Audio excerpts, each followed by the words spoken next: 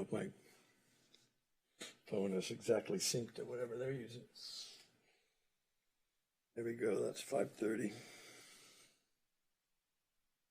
Give it a minute.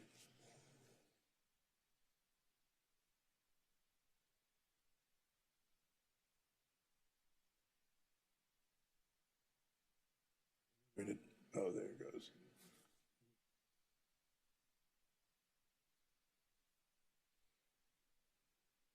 Good evening and welcome to the lottery selection for the Santa Monica Housing Authority Board.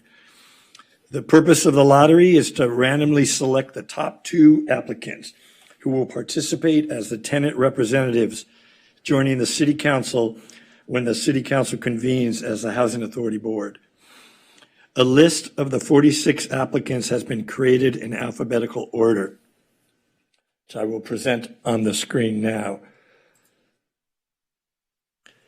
Unique initials of the applicants are used here to preserve the privacy of the applicants.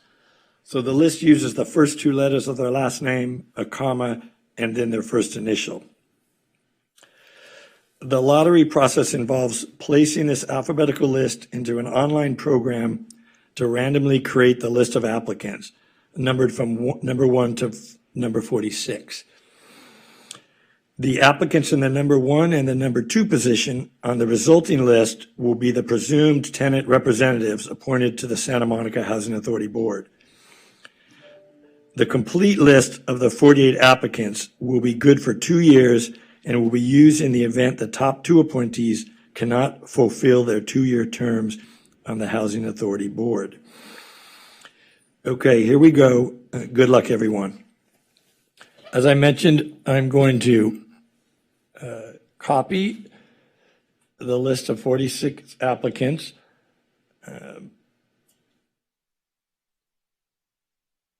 And then I'm going to use an online program called a list randomizer. I'm going to paste that list into the online program. And then I'm going to press this button that says randomize, and it's going to create the list in random order. Good luck, everyone.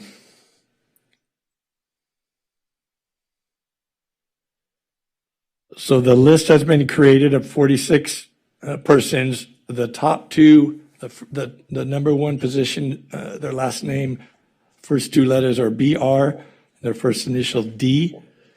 And the second person, in order, their last name is CO with the first initial E. I'm going to print out this list now, and we will post it on our website, on the housing website, for anyone to view. And this is the list we will keep. As I said, will be good for 2 years in the event either of the 2 participants, applicants selected are not able to fulfill their full term. I'll just stay tuned for one more second. I'll save this and then we'll conclude.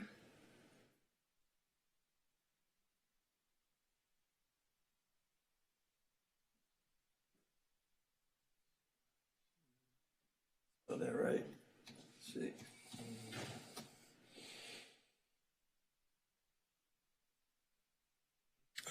So I've saved the screenshot of the list.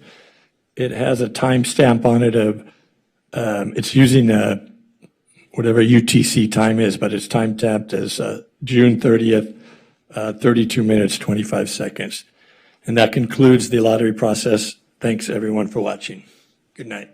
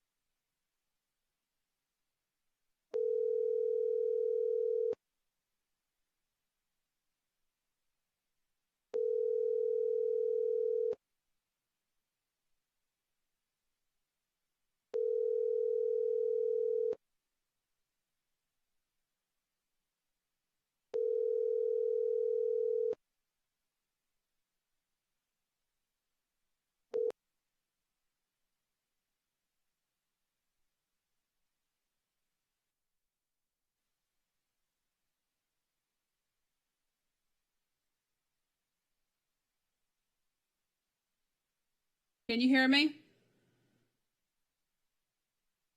Esther?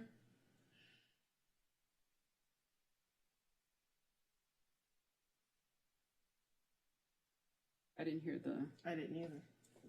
She said it's already open. Okay, ask her to call in as the host. She needs to call in as the host line because we didn't hear that. There's two.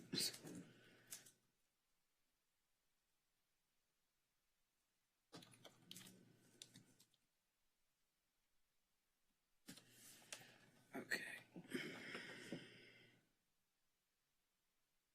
Nikki. Oh, that's you. I'm going to hang up. I need her to call back in.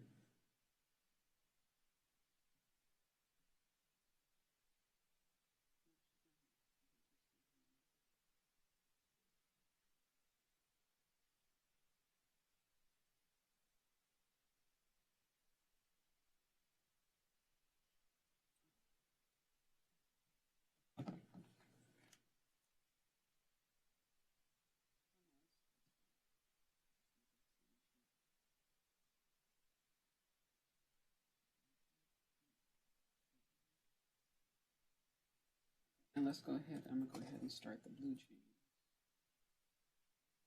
Start from over here, or do you? Well, let me log in, and then at almost 6 o'clock. Well, let me log in, and then you can start. Start the broadcast.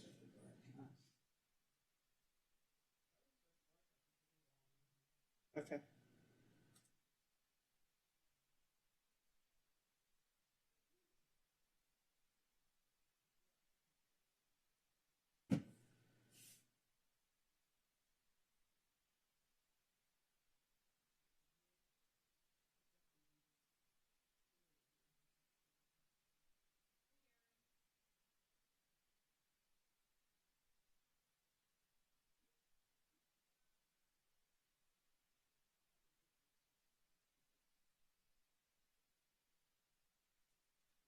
Esther? So do you want me to end the call and call again? Yes. Yes.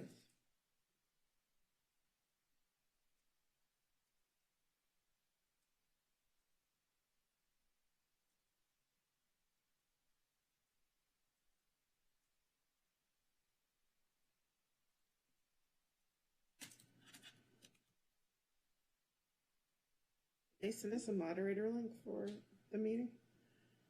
It's already over there. Oh, so I just have to yeah, just broadcast. yeah, okay. It's already I had just.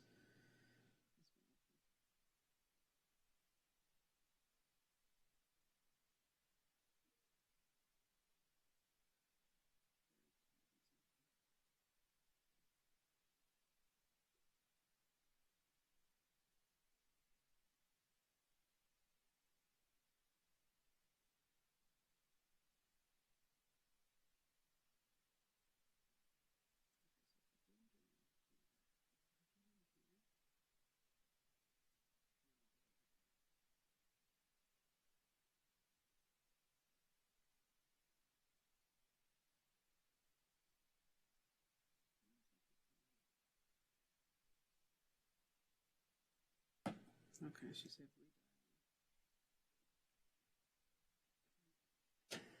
because you heard it when it comes in. Mm-hmm. And it's loud. Mm-hmm. It says you're now connected.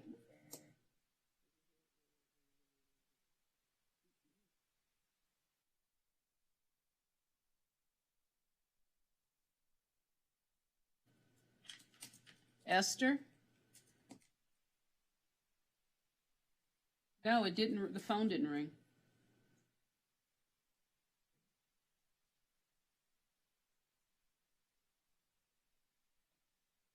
That one's fine. We just need to start the meeting on that one.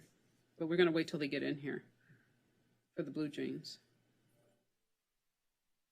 Back to the phone. I think she's getting confused between the two.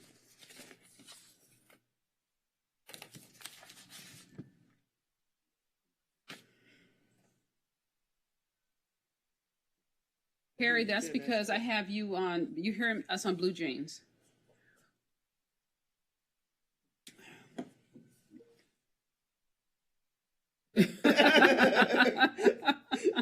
He's like, okay. Is he isn't a presenter? Yeah.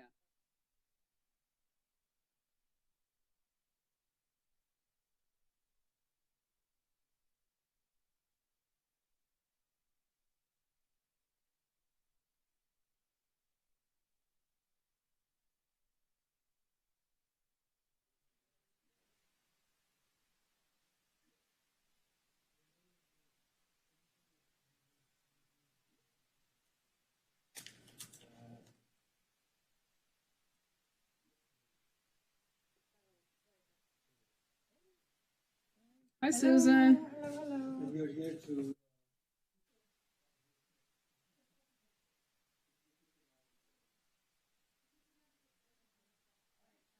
Nice to meet you.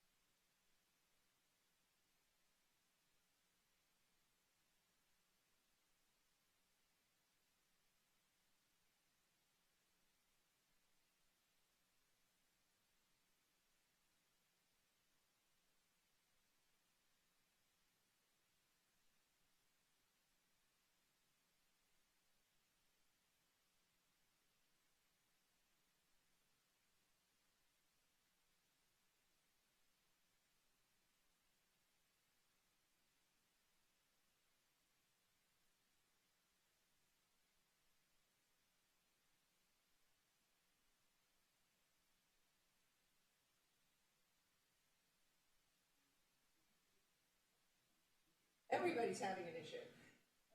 Shall I say good afternoon, Santa Monica? We're trying to figure out a few technical issues in our second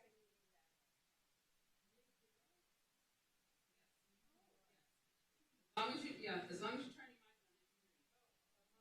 meeting on. But let me apologize about that.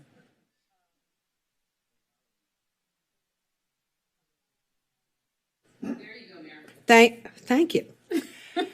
Good afternoon, Santa Monica, and welcome to the June 29th, 2021 meeting of the Santa Monica City Council. We are having a few technical difficulties all over the dais and elsewhere, so we are trying to work those out. So please bear with us. We will be live very soon. Thank you.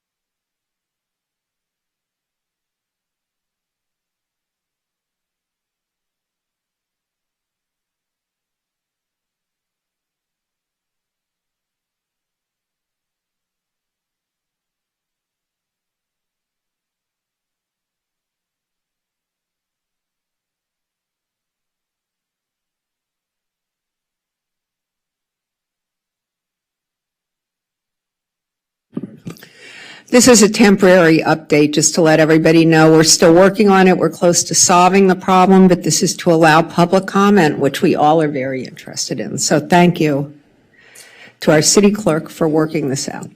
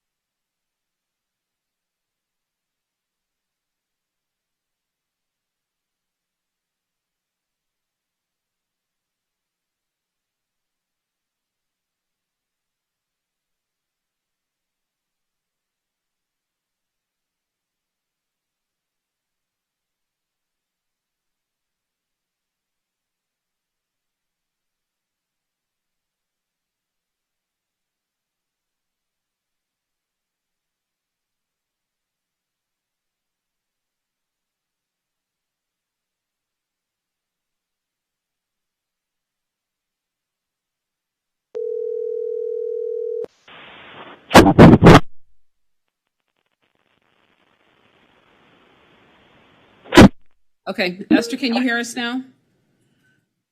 Or I can hear you. I'm on my cell phone. I can hear you. Okay, all right, there we go. Okay, now we can start the meeting.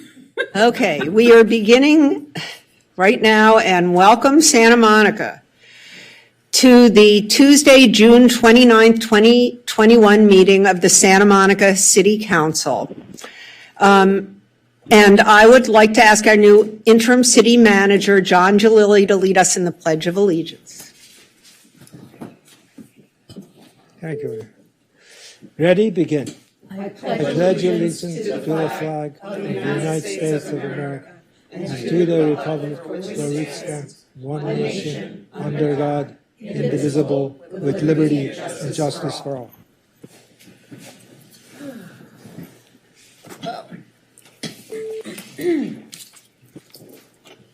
Thank you, Mr. Jalili. And now Madam Clerk, will you please call the roll? Councilmember Para. Here. Councilmember Davis. Here. Councilmember Brock. Here. Councilmember De La Torre. Here. Mayor Pro Tem McCowan. Here. And Mayor Himmelrich. Here. And now we are ready for the meeting. I would like to bring up an agenda management matter. I wonder if the council would be interested in hearing item 2A before the closed session and 13 item. That's the appointment. So we would hear. So moved. Yes, thank you. Second. So we're going to do the appointment first, and then we're going to move on to the bird matter. So we're going to do the main show first, and then we're going to move to this other show. Okay, thank you. And do we So need to do a roll call for this? we need to do a roll call, yes. Councilmember De La Torre. Yes. Councilmember Brock. Yes. Mayor Pro Tem McCowan. Yes. Councilmember Davis. Yes. Councilmember Para. Yes. And Mayor Himmelrich. Yes. So that passes unanimously on a motion by McCowan, seconded by Himmelrich. And now we move to item 2A. And Madam Clerk, are you taking over at this point? Is that what we're doing? Yes. Good. So, okay, so hold on a second.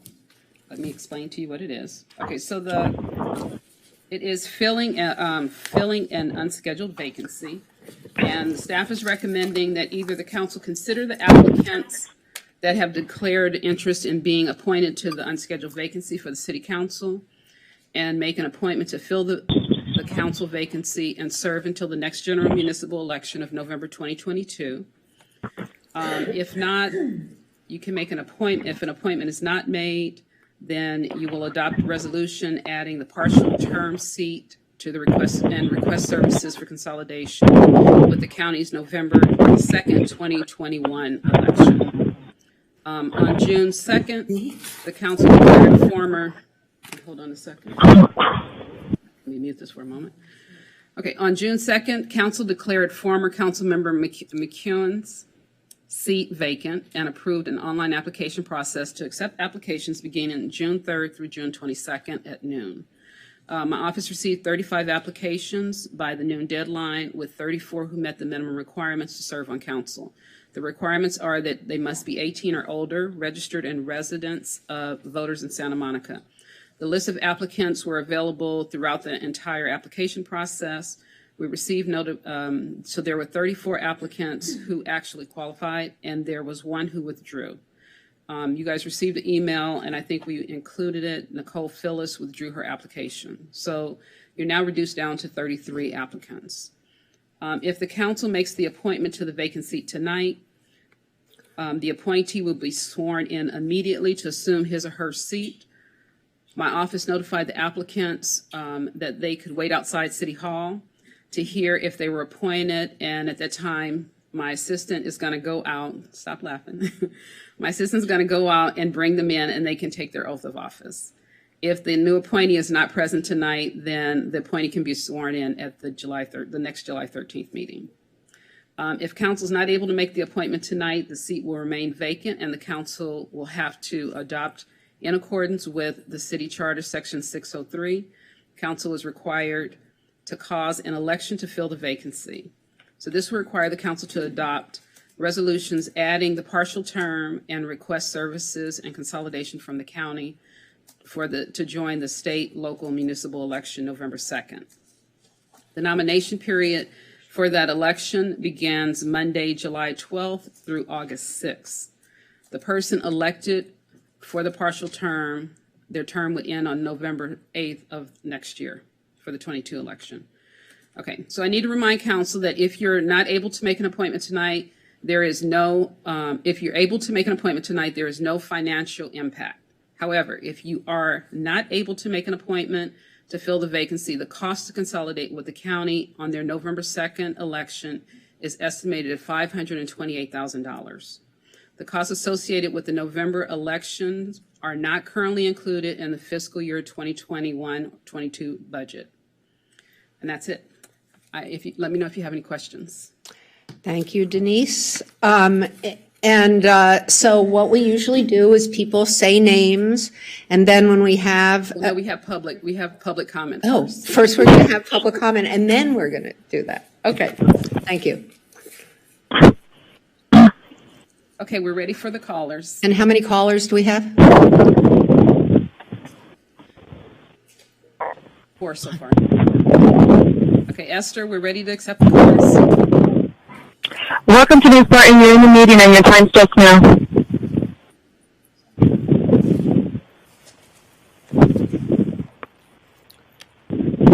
Ms. Barton, you're in the meeting. I don't think she's hearing me. Ms. Barton, can you hear me? Because your time is starting now.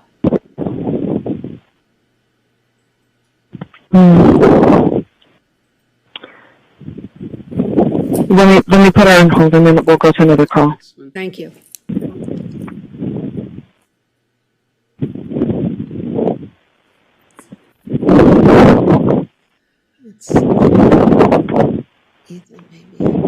Welcome, Nicole Phillips. You're in the meeting and your time starts now. Oops. Not only. Ms. Phillips, you're in the meeting. Your time starts now. That's just me.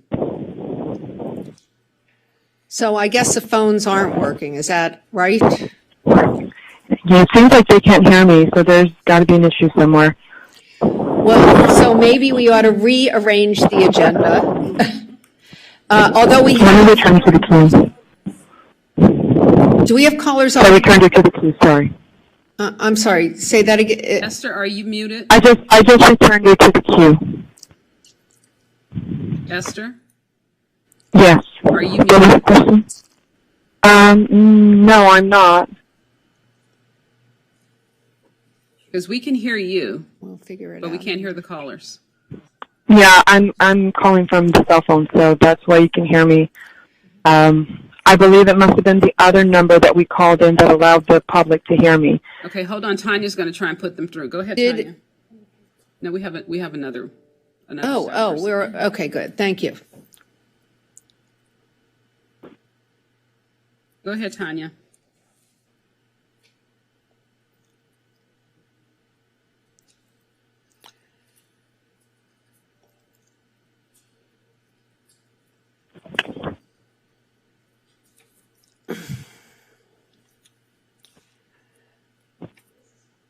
So I'm going to suggest another agenda management that we actually go into closed session now, although I'm concerned that we may have had speakers on closed session, but I think that they can similarly speak to the 13 item. So, Mayor, we did not have any callers on the closed session. We did on the 13 item, though.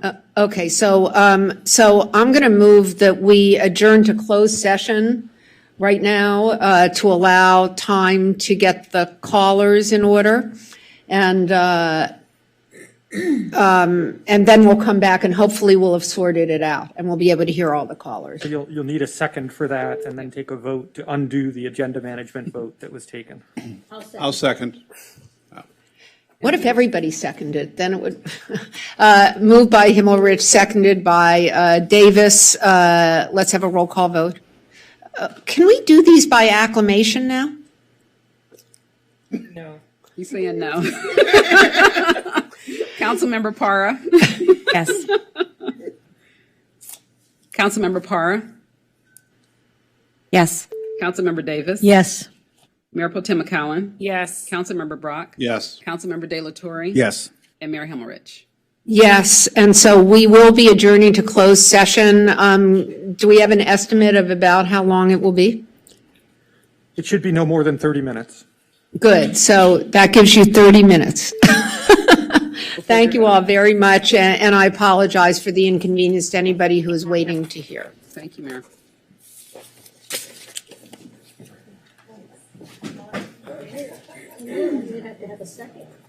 Denise? Is the meeting on hold already? Do you want me to end the show? They went to closed session. So go ahead Okay. and, yeah, go ahead. So and- we're not broadcasting anymore, right? No, we stopped the Blue Jeans. So go ahead and end it. Okay. Let's Okay, call, so because I'm going to end. I think what you did, Maria said that you're not on both, you weren't on the, Because I'm in calling studio and I'm able to pick up the calls and drop the calls, return. The only thing is they can't hear me. right, but you need to call two numbers. So you need to call into here. This is the 310 number. But you also, I currently have two calls out right now. I'm calling from calling studio and I'm calling from a separate line. And originally we were calling the 818 number. But then you guys told me to call the chamber number. Calling studio, I call in the chamber number through calling studio. And then the second call, which I would make from Jabber or from a cell phone or a landline, had to be the 818 number. That's what Circus kept explaining to me, and that's how we did it last time. But this time, you guys asked me to call the chamber number again using the second line. I don't know if that's where the issue lies, that we're not calling that 818 number. But I don't know why you guys can't hear it on your end. okay, so Esther, let's disconnect and start over. Okay. So do you want to practice right now and just try me connecting it again? So we're going to ask Marcus to go to commercials because right now everybody's hearing everything on YouTube. So Oh, sorry. it's okay. I thought you ended. Okay, I'm hanging up.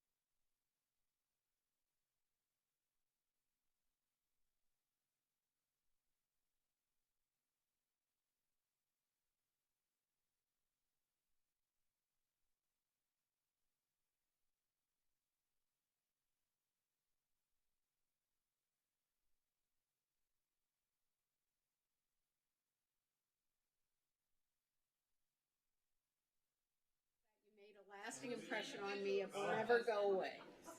Yeah, we didn't understand. However, we didn't understand that. So it took us till like 9 or 9:30 or 10 before we realized. And then it turned out this stuff was really good. Yes. Oh, the coffee? The Starbucks. The Yeah. beer Oh, the was actually, matcha. They're like matcha. I was really impressed. Because you know what, Phil, we used to make whole pots of coffee. nobody would and drink drink it. Right. Should I donate a brewery? In my office that I have not opened, we did a gift exchange in 2018. Oh, really? In 2019. I love this. In 2019, and I still haven't set up. That's what I use at home. Yeah, I still make a full pot. So, We are rolling. good. You know what kind of candy I love? What?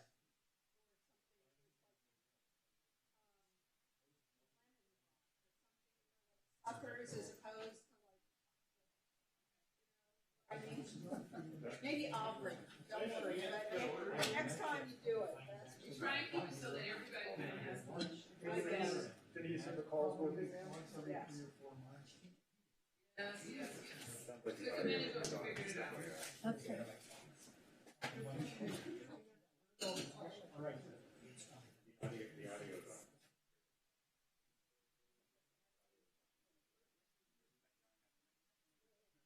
Anyway, examples like that. But I'm thinking, how can The audio is on. I'll just so you know. Oh, there's a mic right there. get rid of the space that elicit that type of like energy? Yeah. You know, around stuff. Us, around community.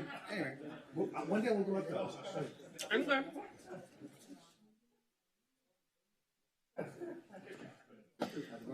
Just to let you all know, we are being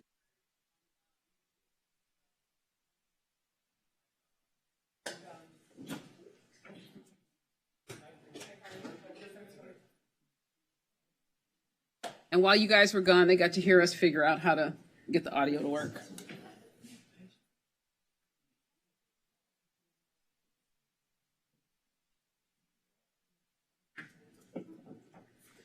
So Esther, I'm checking. Are you there?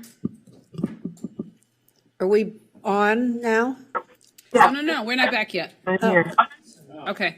All right. And I understand we have 3 callers. We lost one. So tell me when I should welcome everyone back. Go ahead. You can start, Mary. Okay, good. Welcome back to the, I keep having to look at the date, June 29th, 2021 meeting of the Santa Monica City Council. We have returned from closed session. Our phones are working. We can receive calls. And should you wish to call us, the number to call is 310-312-8173. And let me turn now to our city attorney on our closed session. On item 1A, the matter was heard with no reportable action taken. Thank you. And now we're moving to item 2A. Yes. So now I presented 2A and we now have callers. And we have 3 callers on the line. So Esther, you can go ahead and transfer the calls in. Welcome to the start and you're in the meeting and your time starts now. Thank you. Good evening. For appointment to the City Council, I support Mark Verville. Due to his wanting more transparency from the City Council, being anti-development, as well as questioning the RENA numbers our city received. He has in-depth knowledge of all issues within the city and wants to bring an objective, transparent approach to real problem solving to increase the residents' quality of life. In his work experience, he has had decades of managing large, complex issues in addition to being able to solve these issues with effectiveness and efficiency. Then regarding the airport, he thinks the shortening of the runway was a good idea, but he has questions and concerns about closing it with no concrete plan in place presented to the residents for the future use of the land. And on that point, he would never do anything to harm the residents of the city, along with his only concern being the best outcome for the residents. He is one of the community members who contributes to the SMART article in the Santa Monica Mirror, where through his writing he has addressed issues across the spectrum of the city and the school board activities. Again, his real focus is on the residents' quality of life. So for all of these reasons, I do hope you are considering Mark Bearville for the appointment to the Santa Monica City Council. Thank you. Thank you, Ms. Barton.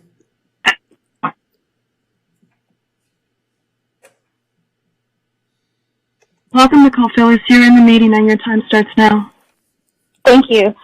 Good evening, esteemed council members. My name is Nicole Phillips, and I'm calling to express my strong support for Carolyn Terosas. I understand you've already received some correspondence from me regarding my withdrawal, but I wanted to specifically speak to why I chose to withdraw and why I trust Carolyn with this appointment. In her work on the Rent Control Board, I've been incredibly impressed by Carolyn's willingness to work independently and across boundaries, reaching out to all stakeholders in the community, regardless of who tells her who she should talk to or political pressure. Carolyn is a fair-minded person, someone I respect deeply, and someone who I trust in this position. I think her work at the county and now for Supervisor Holly Mitchell makes her an invaluable asset, and she has a deep knowledge not only of the issues facing Santa Monica, but also the interconnections to the region and the greater Los Angeles area, which I believe will be an important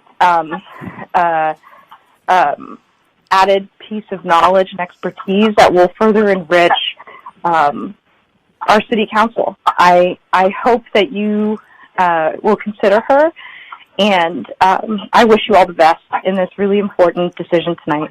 Thank you for your attention and for your service to this community. I know it's not easy, but we're very fortunate to have you. Thank you, Ms. Phyllis.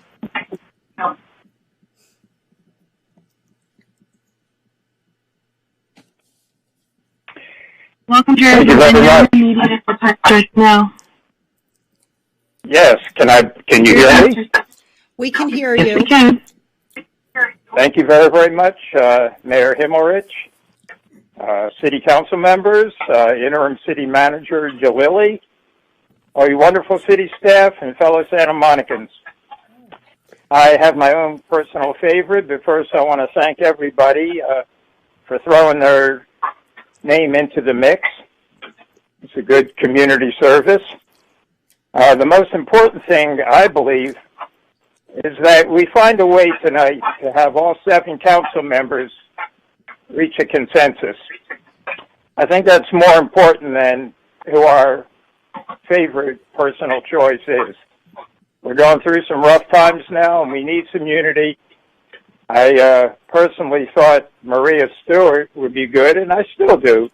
She was a wonderful, nonpartisan city clerk. She has a lot of love for Santa Monica, a lot of experience, and she's willing to serve again, just like our city manager was willing to serve again. So I hope you'll all reach a 7-0 consensus on whoever you pick. There's some wonderful, talented people. And thank you all. I love Santa Monica. Thank you, Mr. Rubin.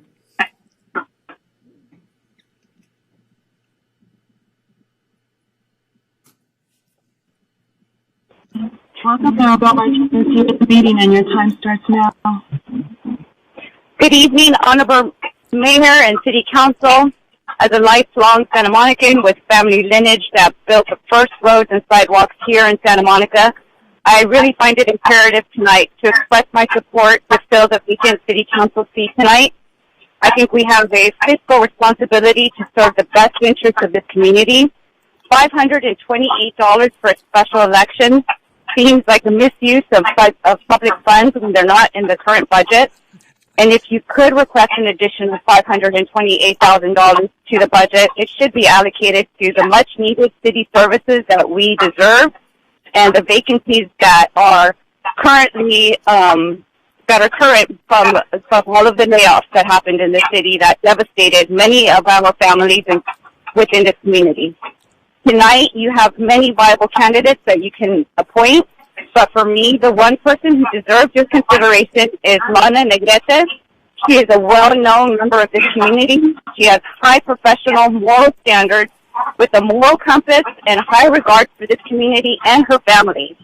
Her lifelong ties to Santa Monica, to the service to this community and our local schools makes her the ideal candidate. As a Latina entrepreneur and owner of Santa Monica Music Center, she can represent an underrepresented group in this community. I respectfully ask you to consider appointing the vacant seat with Lana Negrete tonight. Thank you. Good night. Thank you, Ms. Loya. Martinez.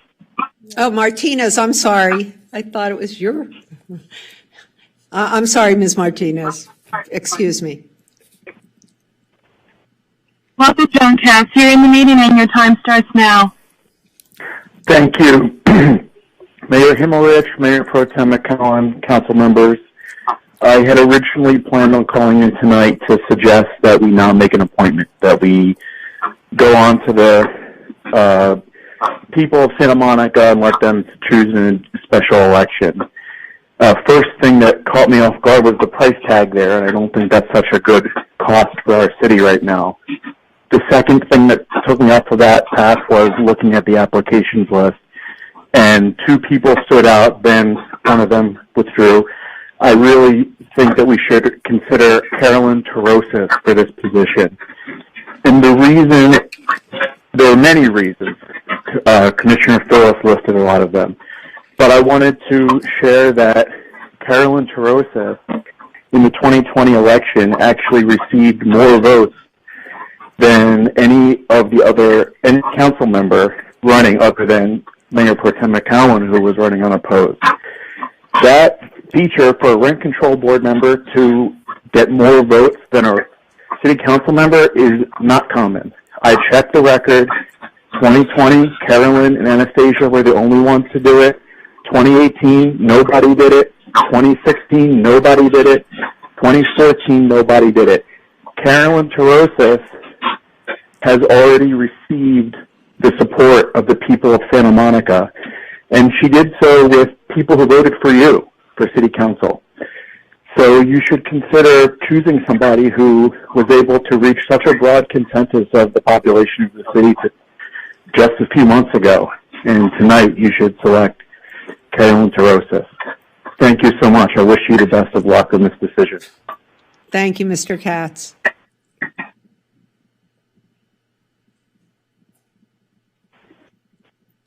Welcome, Donna Richardson. You're in the meeting and your time starts now.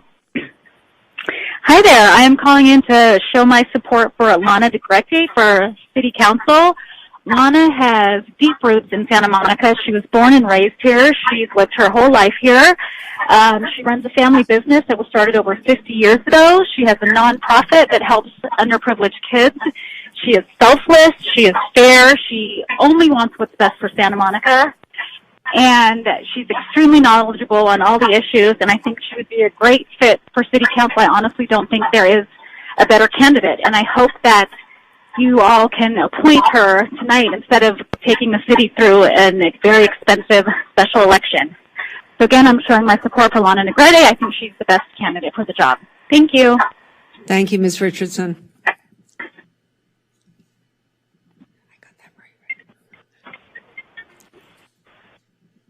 Welcome, Oscar. You're in the meeting.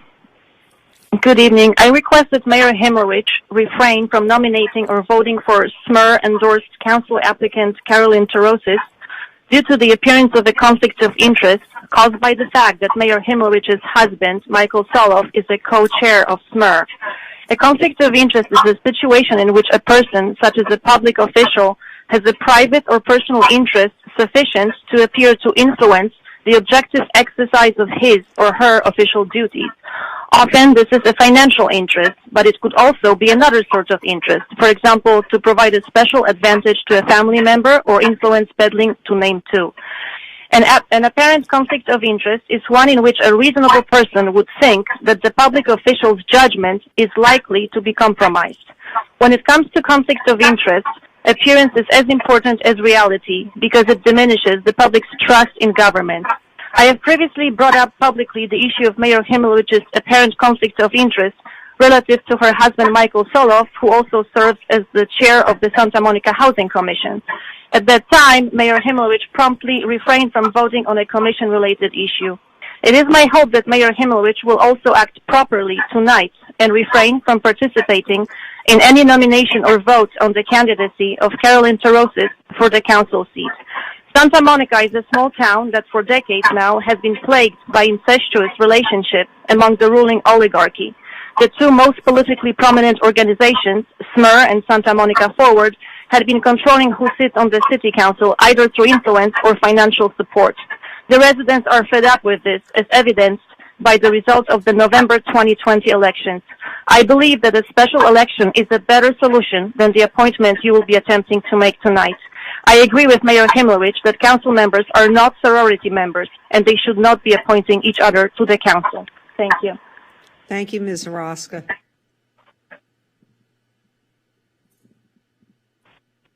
Welcome, Human Hamati. You're in the meeting and your time starts now. Hi, good evening, Mayor Pro Tem, members of the council. Thank you so much for the opportunity to speak. I was going to initially introduce myself as somebody who is not affiliated with any special interests. Upon further reflection, I realized that that would be a lie. I am actually a member of a handful of special interests, namely resident of Santa Monica who is fed up with crime, homelessness, financial irresponsibility on part of the government, as well as this broken notion that upzoning the city and handing over our land to developers is a way of righting historical wrongs and achieving equity and diversity. I'm also a member of another special interest, a father and a husband and a family man. And we moved to Santa Monica a couple years ago from LA City because we wanted the family-friendly, quiet, beautiful, safe atmosphere that Santa Monica is known for.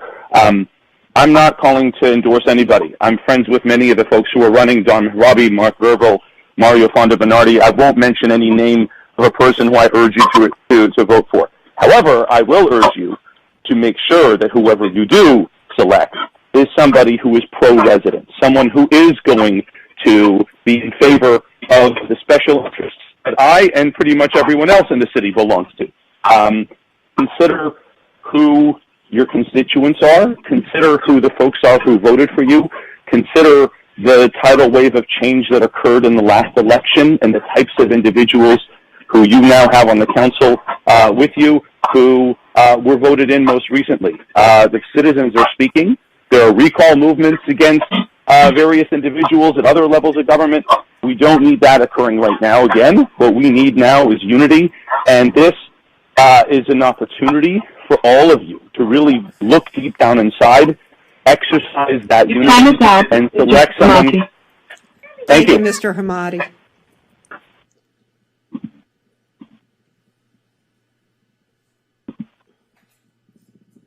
Welcome, Ann Sanawala. You're in the meeting and your time starts now.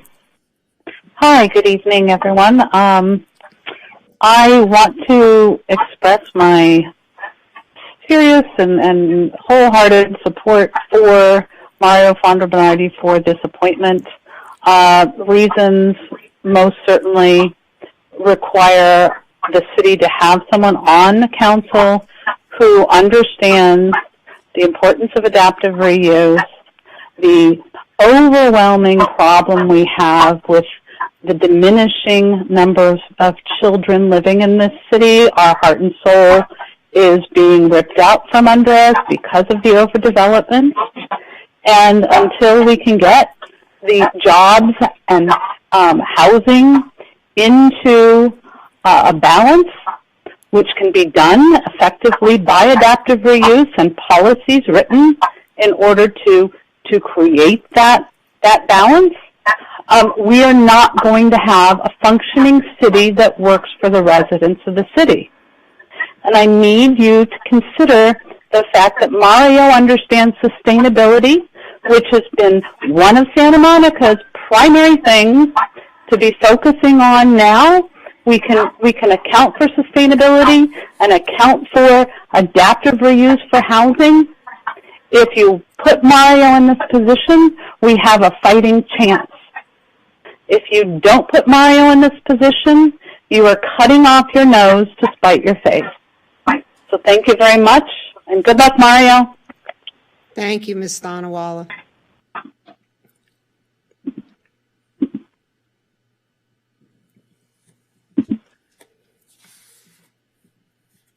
Welcome, Jonathan Foster. You're in the meeting and your time starts now. Hi, thank you. I heard that it's going to cost something like $500,000 to do another election, and the first thing that came to my mind is, shouldn't Kevin pay for that? Look at the position that Kevin put everybody in, from a guy who was coming to serve. I'll go with Mario, and though I think everybody recognizes this is kind of, it puts all of government in a poor position.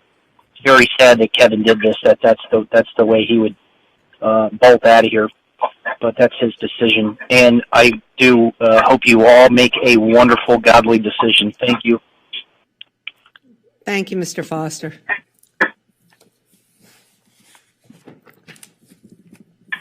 Welcome, David Watley. You're in the meeting and your time starts now. Hi, good evening, Councilor. David Watley. Yes? Oh, go ahead. Your time starts now. Okay. Good evening, Council. That's okay. Good evening, Council. This is David Watley, and I had a chance to go to look at the list of candidates, and I think that there's so many great candidates, or I should say applicants, with very unique backgrounds. So I know this is going to be a very tough decision this evening. But what I wanted to offer was, there were some folks that I think stood out, and I would guess I would call this like a short list. So I would have that be Mario Fonda Bonardi, Albin Gielitz, Richard Hilton, Armin Malconians, Lana Negrete, John C. Smith, Maria Stewart, and Carolyn Tarosis. I know you guys have a really tough decision. There's a lot of great candidates, but I would say that if there was a short list, I would pick the next council member to be one of those 8 applicants. Thanks so much, and have a good evening. Thank you, Mr. Watley.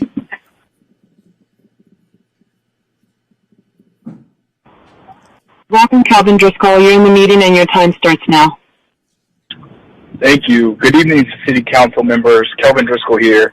Wanted to call and encourage you to appoint Carolyn Tarosis to your council. As you all, I'm sure, are aware, you have a very important decision before you tonight. And I can't help but think about how 2020 and this pandemic has really shone a light on the importance of competence at the local city level.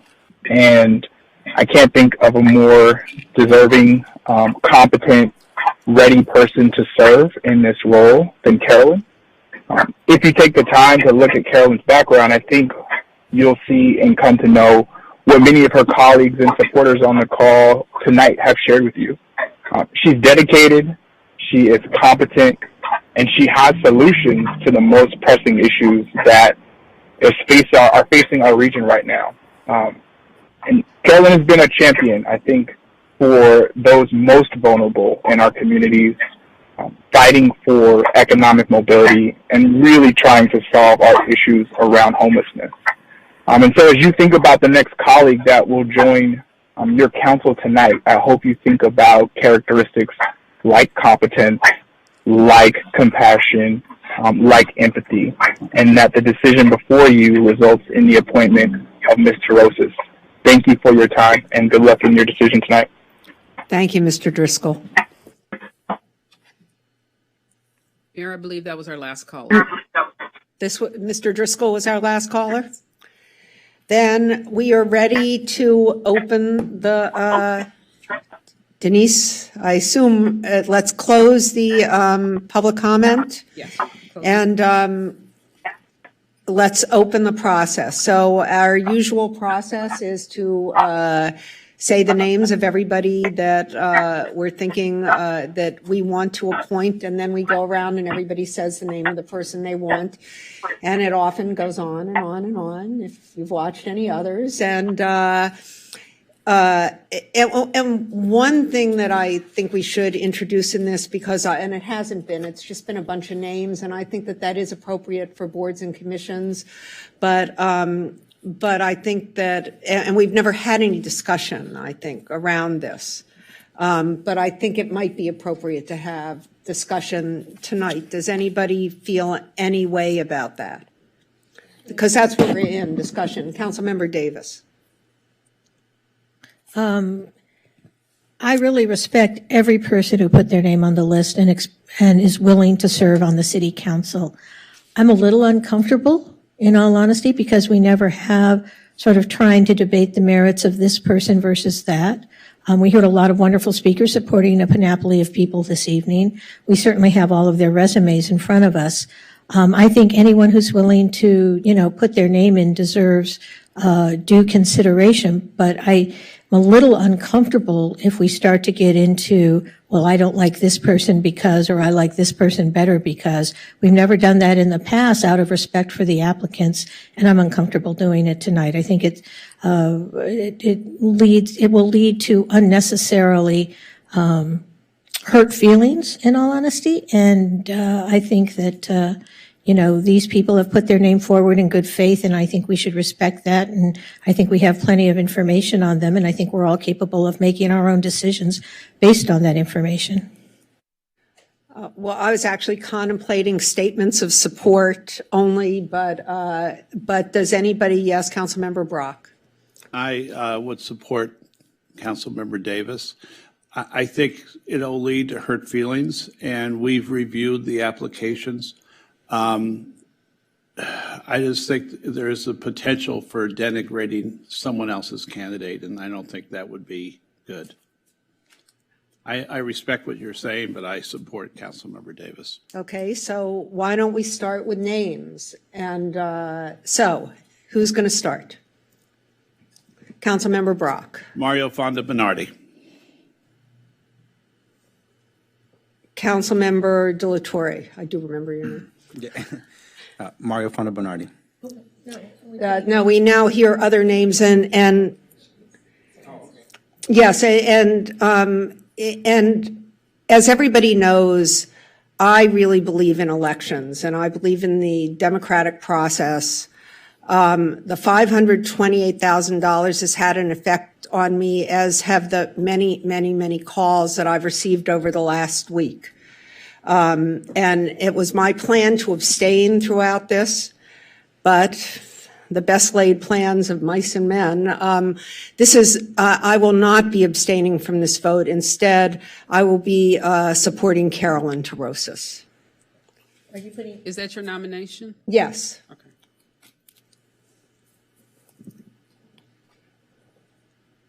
Yes. I nominate Lana Negrete. Do we have any other names?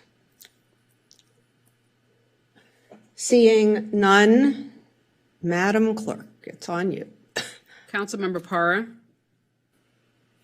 So I'm sorry. So the choices are Mario Fonda Bernardi, Caroline Tarosis, and then Lana Negrete are the choices. So I just need you to say their name, who you're voting for when I call your name. Okay. Councilmember Parra. Lana Negrete. Councilmember Davis. Carolyn Tarosis. Mayor Pro Tem McCowan. Carolyn Tarosis. Councilmember Brock. Fonda Bernardi. Councilmember De La Torre. Fonda Bernardi. Mayor Himmelrich. Tarosis. Okay, so no one got 4 votes. Tarosis did get 3. Round 2. Okay, round 2. Nominations. Tarosis.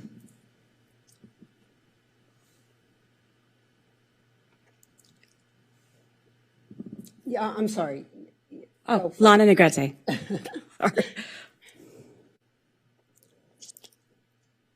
Any other? Okay. Let's do it again. Councilmember De La Torre. This is round 2 or round 3? This is round 2. So I'm sorry. So it's either Terosas or Negrete are the options. No more Mario? Nobody nominated He didn't put his Mario. name in.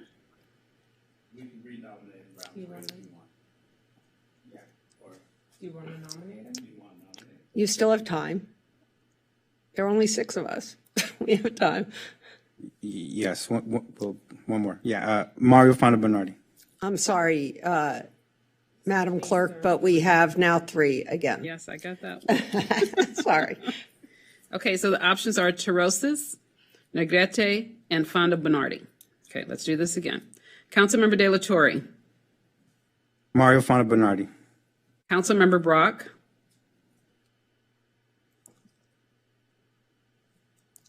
Councilmember On the Brock. Bernardi. Okay. Mayor Pro Tem McCowan. Terosas. Councilmember Davis. Terosas. Councilmember Parra. Negrete. And Mayor Himmelrich. Terosas. So again, Terosas has 3.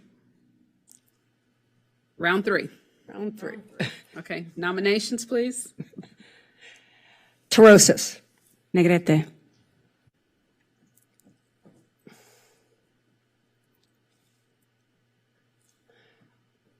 I Any think you're other? good to go. Okay. Councilmember Parra. Negrete. Okay, so just remember the options, the choices are Terosas and Negrete. Okay. Councilmember Davis. Terosas. Mayor Pro Tem McCowan. Terosas. Councilmember Brock. Negrete. Councilmember De La Torre. Negrete. And Mayor Himmelrich. Terosas. Round 4. Okay, you guys are getting, well, it's 3-3 now. Okay, next round. Nominations. Terosas. Negrete.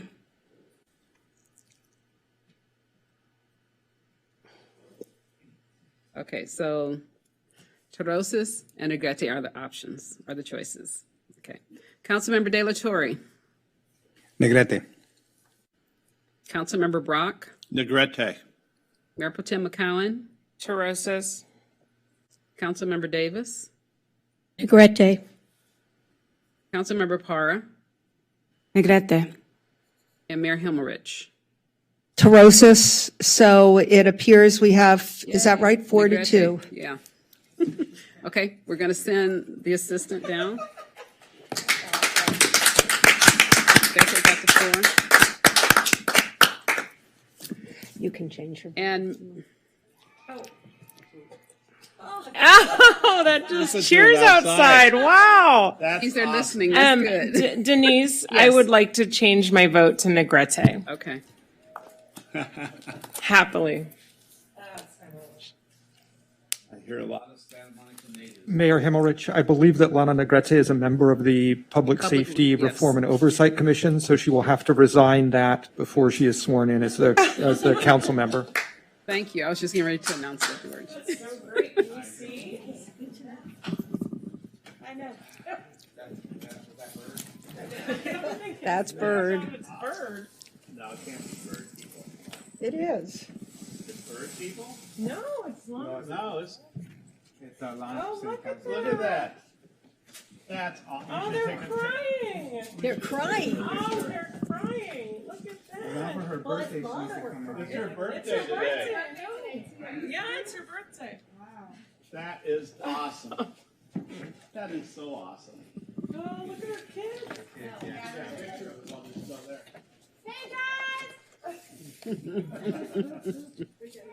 Lana! Lana! Lana!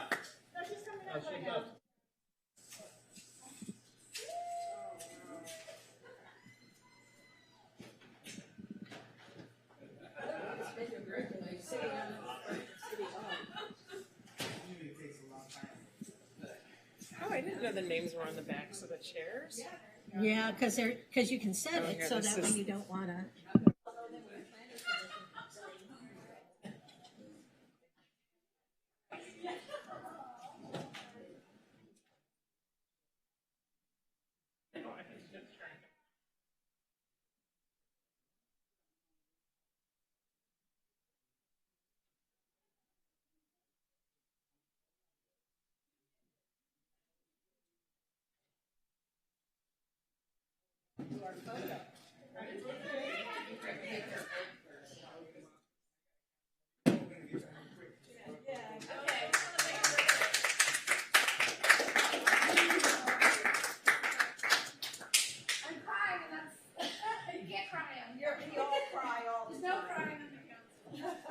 That's not true. Where am I going? Over here. You're going, Right here. well, no, first you need to get sworn. Yeah. Over I need there. to- Okay. Yeah. And you Okay, need to I need- resign. Oh, yeah, so just to let Okay. you know, yeah, you're gonna have to resign from the public Am I safety. reading anything or am I Okay. just saying it? I'm having, okay, so I need you to raise your right hand and repeat after me. So you say I and then state your name. I, Lana Negrete, Do solemnly swear or affirm do solemnly swear or affirm that I will support the Constitution of the United States that I will support the Constitution of the United States and the Constitution of the State of California, and the Constitution of the State of California, and that I will faithfully discharge the duties and I will faithfully discharge the duties of a city council member of a city council member according to the best of my ability. according to the best of my ability. Congratulations. Thank you. Nice hug here. Now do I have to Okay, resign? sign both of these. Okay. You know what? Just sign one and we'll do it. We'll Okay. Pretty up and have you do another one. My mom's dying that she's not in here. Okay, so now you guys come on and take your picture. Wait, I thought we do it here. I probably. Wait, need a brush. you do a Constance. Oh, thank you. Do I need to be wearing a mask? I would like to get a photo of the new Okay. council, please. On the dot. So Lana. I'm fully vaccinated, yeah. This is Constance who tells us what to do whenever we take a picture. You will be doing Constance. Yes.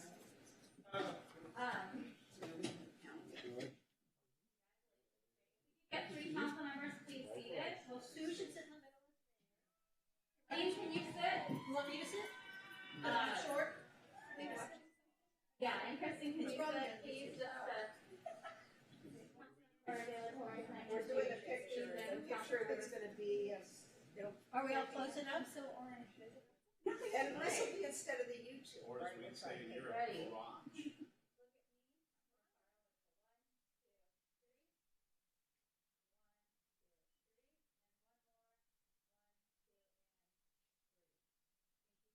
Thank you.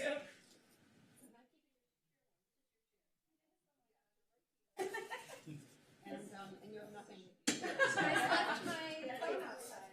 You're starting. You don't need anything. You don't need anything. So we'll have like a view away. Here's a, I have a pad. Oh, yes. Oh, good. Okay, so this is George Cardona, Lana Negrete, George Cardona.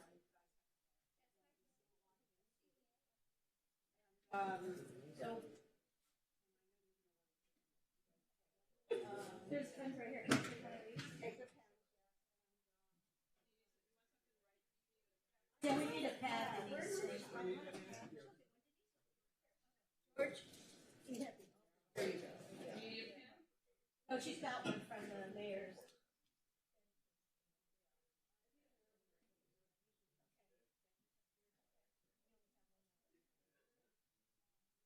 There's your agenda. Is that the right date? Yeah, it is, it is.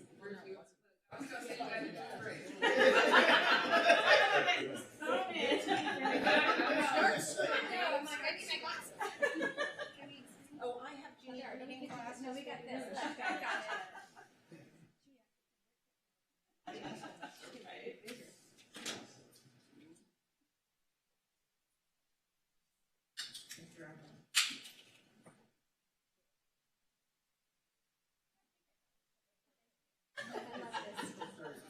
I come prepared that way. But it's okay, guys, it's got because it of that, out, nice yeah. and big. Nice and big. I like the rest of the I love how this is the issue right when you walked And in. you're surrounded by the two most senior. Oh, really? So we. You're good. But, You're trying fine. Might not be able to glasses, did see that it. help? Yeah, this is better to do it like this, I think. Okay, it's okay. Yeah, so are we ready to move on to? Ready?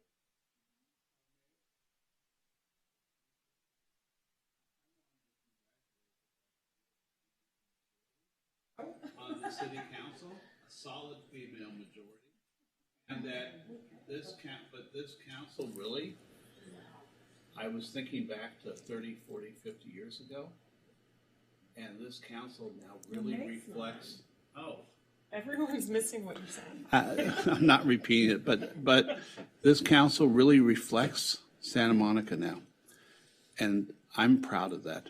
Thank you. Thank you, Phil. And welcome, Lana. We're throwing you right in. And so we're moving on to item 13, right? So Denise, so the clerk will read the item. So item 13, request of council members De La Torre and Davis that in order to provide a more inclusive shared mobility pilot and to promote a more socially and economic recovery that includes bringing more revenue to the city, the council directs staff to return with an amendment to the second shared mobility pilot program ordinance to add a fifth shared mobility operator into the program. And I will now turn it over to either Councilmember Davis or Councilmember De La Torre. I'll let Councilmember De La Torre start. Yeah.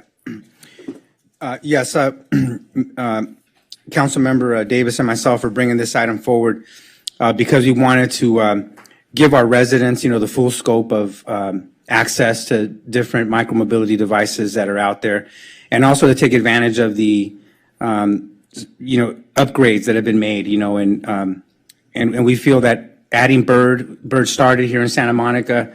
They have plans to expand their headquarters here in Santa Monica, and we feel that, the jobs that are being created, the Santa Monicans that will be working at Bird, the access to the continuity of service as well. If you're on a Bird coming from the boardwalk, let's say in Venice, if we don't have Bird as an operator, then that scooter will stop at that point. You won't be able to continue your trip, and we want to be able to have that continuity of service as well.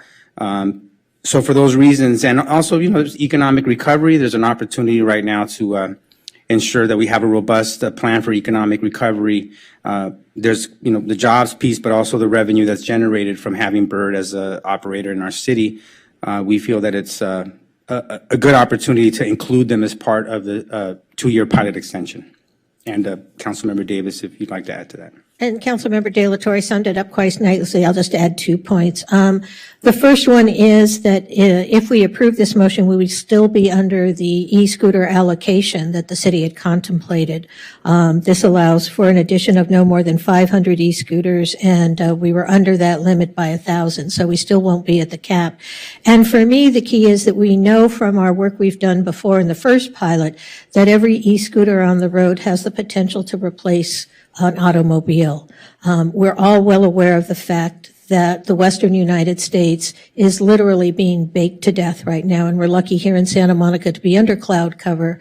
But the fact of the matter is that anything we can do to encourage people to use alternate methods of mobility other than cars, and in particular gas combustion engines, is really key. We have got to address climate change, and electric micromobility scooters are one effective way of doing that. We know that in the last pilot, literally we took, I think it was 500,000 miles off the street.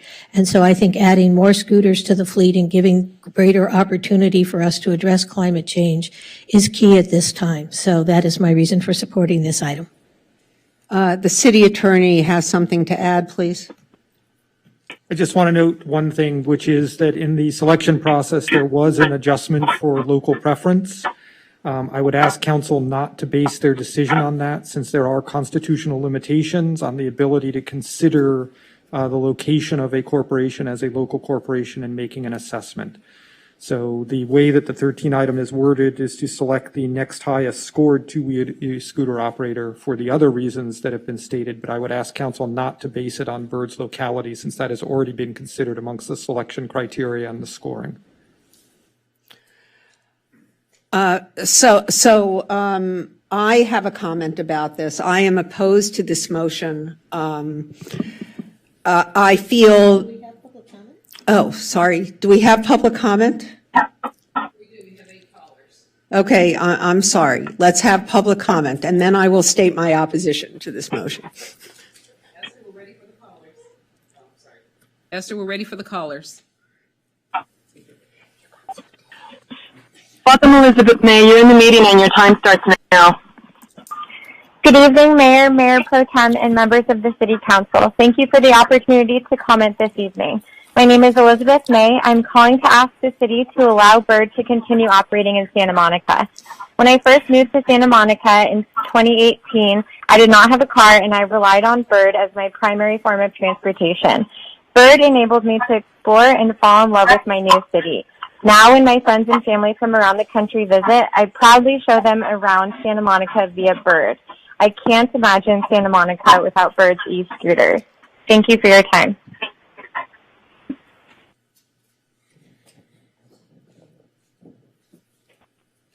Welcome, Carlos Vega. You're in the meeting and your time starts now.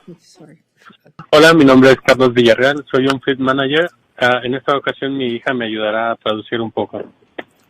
I support Bird continuing to operate in Santa Monica because I'm a fleet manager, and as a handicapped person, being part of the fleet manager program has had a positive impact on my life.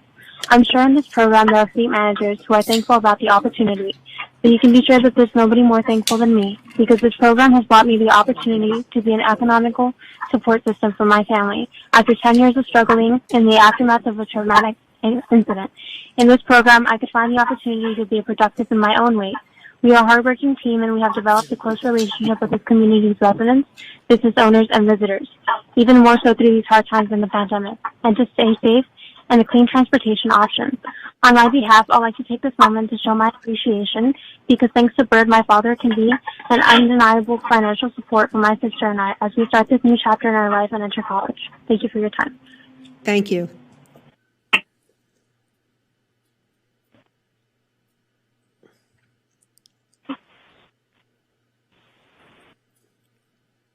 Good evening, everyone. My name is... Welcome, Kate Jeremiah. Hi, everyone. My name is Kate Jeremiah, and I'm the general manager for Bird in LA and Santa Monica, as well as a Santa Monica resident in the Wilshire, Montana neighborhood. I've loved getting to manage operations in Bird's home city, and I take so much pride in seeing how Bird has completely transformed the way that Santa Monica residents get around the city.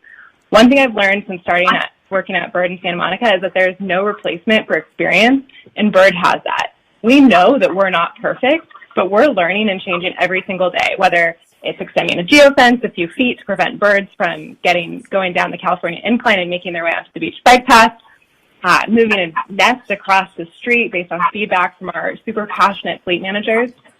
We already know all of the pain points in Santa Monica, like Appian Way, Bernard Way. And a lot of the issues we face are not easy, but we're so far ahead of any other operators in fixing them because of our experience. And because this is our home market, it's not just our operations team and our fleet managers that are here, but most of our company as well. It's our home market. I'm constantly getting feedback from our product team, our engineering team, our vehicle team, our government relations team about all of these little changes we can make to make operations smoother and improve compliance around the city. I would personally really love to continue operating in Santa Monica and to continue improving this program for everyone. Thank you so much for your consideration. Thank you. Welcome, Ross. You're in the meeting and your time starts now.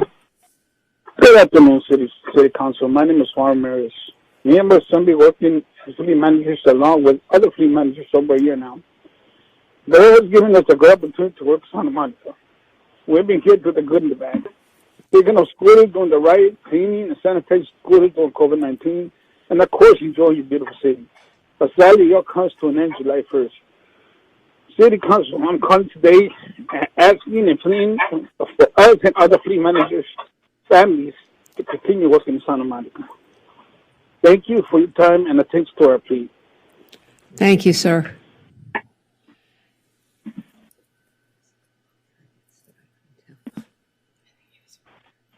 Welcome, Alan Ross. You're in the meeting and your time starts now. Thank you. Good evening. I'm calling in support of Bird's continuing operation in the city of Santa Monica. I live in Sunset Park, and we have just one automobile in my household, while we otherwise rely on Bird to get around the neighborhood. My household is Bird loyalists, and we use no other shared micromobility providers. Why? Simply put, we're buying local. Scores of folks working at Bird are our neighbors, from the ground level operators to the corporate executives. Their incomes are directly reinvested in our community, from the restaurants to the barbershops to the schools and beyond. No other micromobility company can say that in Santa Monica. As you are aware, Bird is going public in the third quarter of 2021. The employees will be chief beneficiaries of this news, and the proceeds from this liquidity event will be inbound to Santa Monica, or wherever Bird would decide to headquarter their operations if they're unwanted in Santa Monica. Thank you for your consideration. Thank you.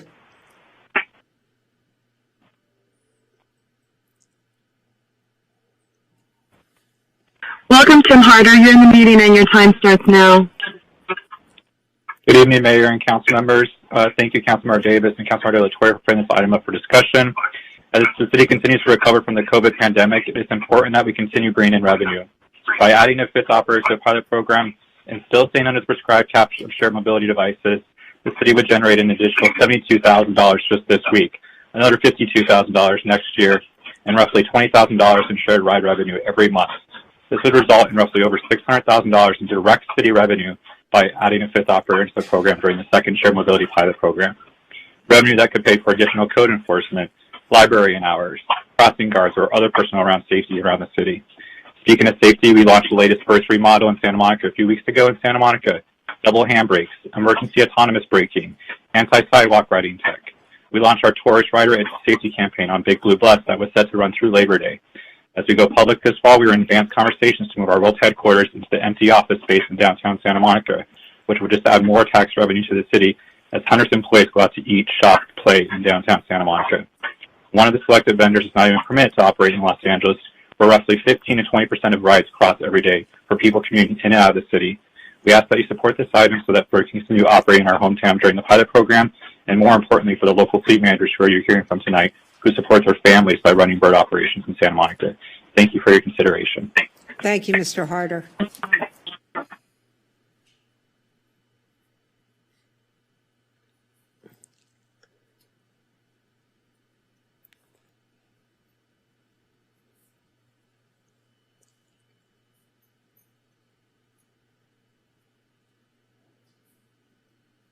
Welcome, Matt Stoffer. You're in the meeting and your time starts now.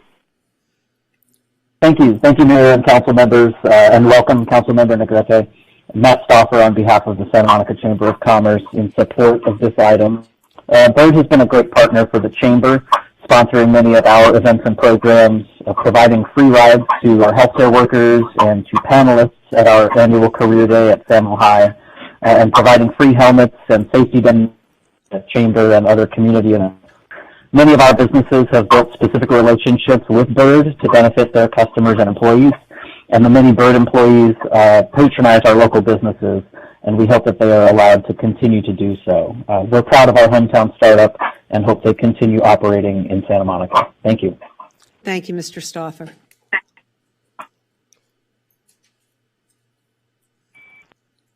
Welcome, Neil Gitnick. You're in the meeting and your time starts now. Hi, good evening. Thank you. My name is Neil Gitnick. I'm a local Santa Monica resident and nothing else. I'm not affiliated with any of these companies. I've been riding Birds in Santa Monica since they were first here, and I've ridden every brand of scooter out there extensively. And the reason I like Bird for us the best is twofold. Firstly, because you can't head out on a scooter ride without knowing that the network is going to support you through your entire day out, your whole trip. And only Bird's been able and willing to deploy enough equipment, scattered around widely enough, reset consistently every night, recharged, repositioned, so that I can't leave the house in the morning without the car unless I know I'm not going to need the car at any point. So it's not just about A to B. It's about B to C and C to D and all the way back home again. The other thing is, I don't know who it was who examined the characteristics of each brand's equipment and decided Bird wasn't the top. But that's just not true amongst my friends and I who ride these things for the last 3 years daily. And I hope you'll get some input from us, the users of these vehicles, about which ones we want to have. And I hope you consider also the depth and support of the overall network and not just the immediate ride. Otherwise, they won't be able to be utilized. Thank you very much.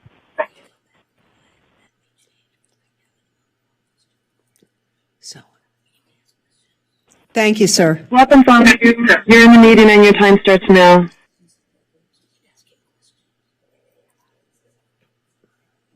Phone, you're in the meeting. Your time starts now. Hi, my name is Fong Bui, Government Partnerships Manager for SPIN. We currently operate in LA and was selected as one of the 4 operators for the second pilot. We respectfully oppose the addition of a 5th operator with up to 500 two-wheeled devices and urge the council to uphold the director's final determination. I think that if there's community demand to bring more two-wheeled devices, we are willing and able to provide them. The city will receive comparable revenue with 4 operators because the fees are generated based on each per device and per trip. And to my knowledge, we're the only operator bringing some form of instant sidewalk detection on two-wheeled devices.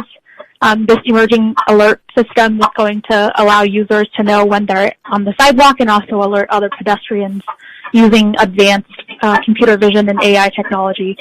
And to support inclusive and socially just economic recovery, we offer comprehensive strategies to ensure affordability.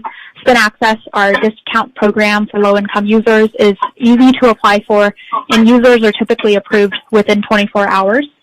We also have many strategies to ensure low costs without relying on enrollment, including access zones with automatic 25% off and Spin Pass for frequent users.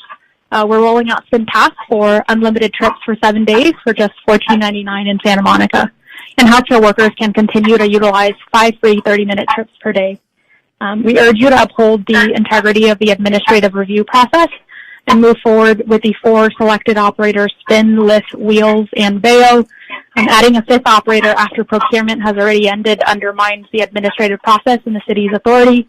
And with this rare exception, it's also going to encourage future applicants and proposals of any services to legally challenge the city. Thank you for your consideration. Thank you very much.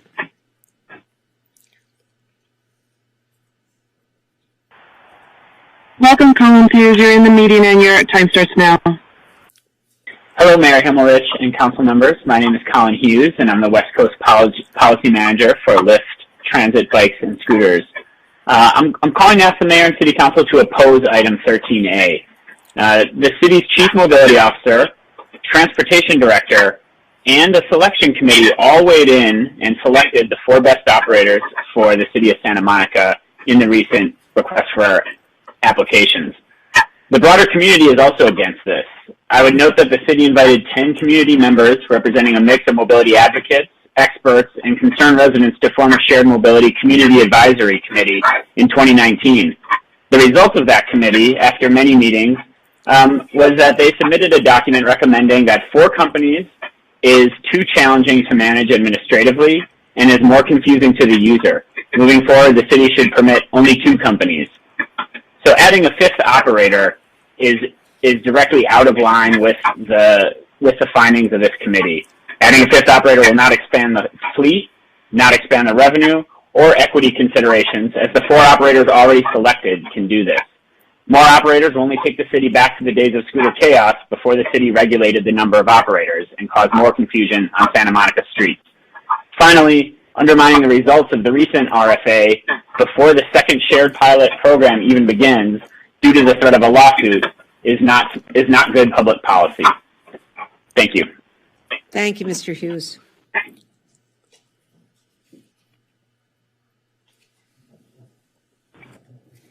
Welcome, Casey McLean. You're in the meeting and your time starts now. Hello, Council. My name is Casey. I'm 20 years old, and I've been working as a fleet manager for Bird for over a year and a half now. In the next few years, I'm going to be a firefighter for the city of Santa Monica. I love working every day in the city of Santa Monica the majority of my life. Right now, I'm saving money that I make as a fleet manager to put towards EMT that I will do this winter. Working with Bird in Santa Monica has so many opportunities to make relations with the public, park attendants, harbor patrol, clean team, police, and firefighters on a daily basis. I have given out my personal phone number to residents, and I've told them to communicate with me in the early mornings or late at night, whatever time, it doesn't matter, and I will personally come and move scooters if they're blocking their driveway or blocking the sidewalk. I've gotten so many chances to explain this new fleet manager program to residents, which many of them didn't know and were very excited to learn more about it. I was talking. I would say my favorite thing is on a day-to-day basis is when I pass a police officer and I give them a little wave from my van, and they wave back because they recognize me and recognize all the work that we do rebalancing throughout the day. Doesn't matter what time. My biggest fear about losing Santa Monica is to operate in a different city and lose all the connections that it took so much time and effort that I have right now in the city of Santa Monica. Thank you. Thank you, sir. Welcome, Alessandro Venori. You're in the meeting and your time starts now. Good evening. My name is Alessandra Venori, and I've worked at Bird for 5 months and as engagement manager. The first thing I want the community of Santa Monica to know about Bird is we're different from our competitors. We are not backed by any major corporation like Lime, Lyft, or Spin. We partner with small independent businesses, better known as fleet managers, to deploy, charge, repair, and store our vehicles. Our Santa Monica operations consist of 8 fleet managers and their 25 employees, who in my opinion are some of the most hardworking individuals I've ever had the pleasure of working with. We speak on a daily basis. I support them in building, scaling, and maintaining their own small businesses. Not only are they hardworking, but they have a genuine passion for the Santa Monica community. Some of our fleet managers were raised in Santa Monica, have attended the local schools, and have families that have lived here for decades. When the news first broke that we lost our permit in Santa Monica, I wasn't worried about Bird losing market share or revenue. I was concerned for the livelihood of our fleet managers. Being a fleet manager is not only their full-time job, but it is their own business, and I cannot stress that enough. Our fleet managers have created jobs for community members and have invested in Santa Monica itself by operating out of local warehouses. To remove our fleet managers from Santa Monica is to significantly harm their operations and hinder their ability to afford their mortgage, rent, family needs, and education. You are hurting local small businesses, not a major corporation. Thank you for your time and consideration.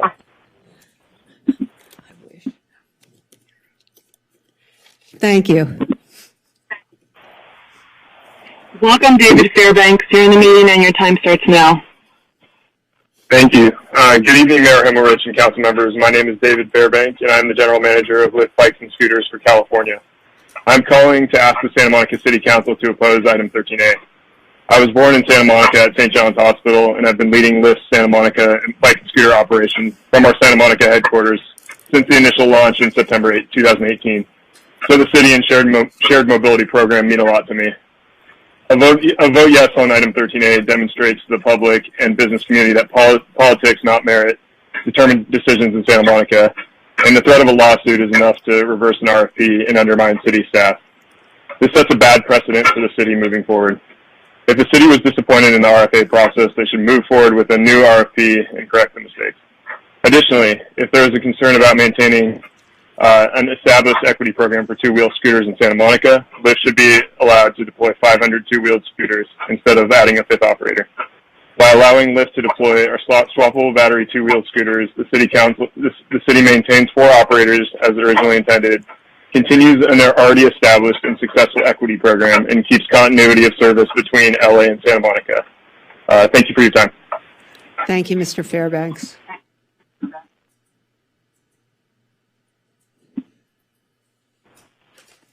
Welcome, Alex Quaid. Meeting and your time starts now. Hello, Mayor Himmelrich and council members. My name is Alex Koiser, and I'm the operations manager for Lyft Bikes and Scooters in Santa Monica and Los Angeles. I'm calling to ask the mayor and city council to vote no on item 13A. The arguments that a 5th operator will contribute to a socially just economic recovery is not accurate. If there's a concern about maintaining an established equity program for two-wheeled scooters in Santa Monica, Lyft should be allowed to deploy 500 two-wheeled scooters instead of adding a 5th operator. By allowing Lyft to deploy two-wheeled scooters, the City Council maintains 4 operators initially intended, continues an already established and successful equity program, and keeps continuity of service between LA and Santa Monica. Lyft has spent 2.5 years building community relationships in Santa Monica and encouraging its successful Community Pass program for low-income residents. Lyft is committed to continuing equity outreach with local organizations, including Santa Monica College and Santa Monica Spoke. Our proven equity strategy has led to the largest and most well-utilized low-income programs in the United States, including those in major systems such as City Bike in New York City, Bay Wheels in the Bay Area, San Francisco, and Divvy in Chicago. Thank you so much for your time. Thank you.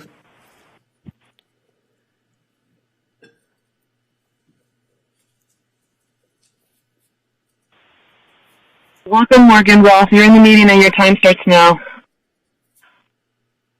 Thank you. Mayor and City Council, I thank you for the opportunity to provide public comment tonight. My name is Morgan Roth, and for the past 3 years, I've been on Bird's Government Partnerships team focused on community engagement here in Santa Monica. In that time, I've participated in over 100 events throughout the city, worked with city commissions and the neighborhood associations, participated in a number of helmet giveaways, and supported a number of organizations like the Samo Ed Foundation, Boys and Girls Club, and others to name a few. These organizations are dedicated each and every day to improve the lives of all Santa Monica residents. One such partnership that will immediately have to come to an end is our exclusive partnership with the affordable housing group, Community Corp, where we provide residents with discount rates to provide affordable access to Bird. Hundreds of Santa Monica residents who rely on Bird and participate in our program will be immediately impacted. I hope that City Council moves forward tonight to include Bird in the new pilot program so that this work can continue to make an impact on so many of those who rely on our community engagement and support. Thank you for your consideration. Thank you.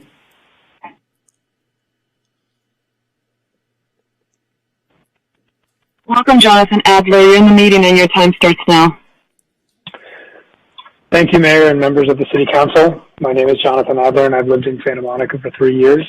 I humbly encourage the Council to vote yes on item 13 this evening. Bird remains committed to the city, and we are able to meet and exceed the need of every single community member here. As demonstrated to city officials, community organizations, and Santa Monica residents for the past 3+ years, Bird offers bespoke operations for every city we serve, and we're committed to providing sustainable, local economic opportunities and continue to do so here in Santa Monica. As the city works to implement programs aimed at boosting its post-pandemic economic recovery, we want to assure you, the members of the council, the mayor, and the entire Santa Monica community, Bird remains committed to supporting and assisting in these efforts. We're proud to have provided uninterrupted services throughout the pandemic, and we will continue to offer free and discounted rides to local essential workers and medical personnel here in Santa Monica, as we've done at the onset of COVID-19. The city has awarded permits to 3 companies whose vehicles are illegal under the California Vehicle Code and are in fact owned by corporations whose sole job is to put more cars on the road. Bird was denied a permit. We're headquartered in Santa Monica. We founded the industry with Santa Monica. We are your biggest operator, and we have provided consistent services to the city residents and job opportunities throughout the pandemic. I would encourage members of the council and the mayor to not have preconceived notions, to not have made up your mind before this hearing, but to listen to all of the members who have called in tonight asking for Bird to be added as a fifth operator. Thank you for the opportunity this evening. Thank you.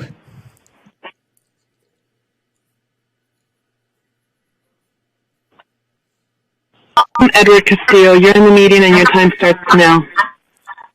Good evening, Council. My name is Edward Castillo. I am a fleet manager in Santa Monica, where we rent off a warehouse in Santa Monica, which my lease will expire in January 27, 2022. We are a family business involving my wife, son, brother, and parents, plus 3 more employees. We have grown our business as a team, partnering with Bird, being an independent business. We have learned to manage and take pride in helping to clean Santa Monica due to poorly parked and knocked over scooters. We are proud to recently have added 4 electric trikes to our fleets to better serve Bird's mission statement. Thanks to the community of Santa Monica that has given us the opportunity to operate within its city. Thank you. Thank you.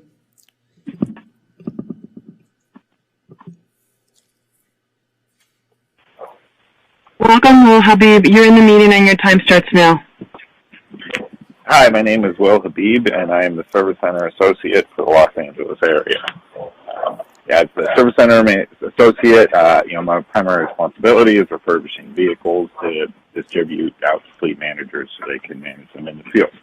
I've worked for Bird for nearly 3 years now and was in Santa Monica when the company started. I think back on my experience with Bird in Santa Monica and, grabbing a scooter to ride down to the beach and stopping along the way and you can get a sandwich, burrito, coffee, whatever it may be. And, my experience with scooters in Santa Monica became synonymous. The two seem to really go hand in hand and work very well. And I think that Bird as a company would probably say the same thing. Bird is, very well ingrained in Santa Monica. This is where we started. This was where we headquartered. Additionally, this is where we test vehicles and work to improve our processes as well as filming content to get the word out. And I took a lot of pride in being able to work for a company that was so well ingrained in the community. As we pivoted to our fleet manager model, it became clear that this was another opportunity to engage in the community as well. As I work with fleet managers, we'll talk shop, work on operations, try and figure out how better to manage their fleet. Additionally, we'll work through troubleshooting vehicle issues, and communicating updates to the product and process.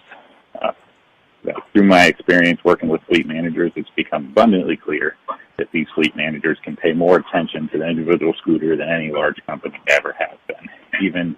Even comparing to when we ran our operations internally, we were never able to pay much detail as these fleet managers are. I spoke with a couple fleet managers even today, and they rallied off a bunch of their codes, and they know them by heart. I know a fleet manager is an individual. Thank you, sir. Right. Thank you for your consideration.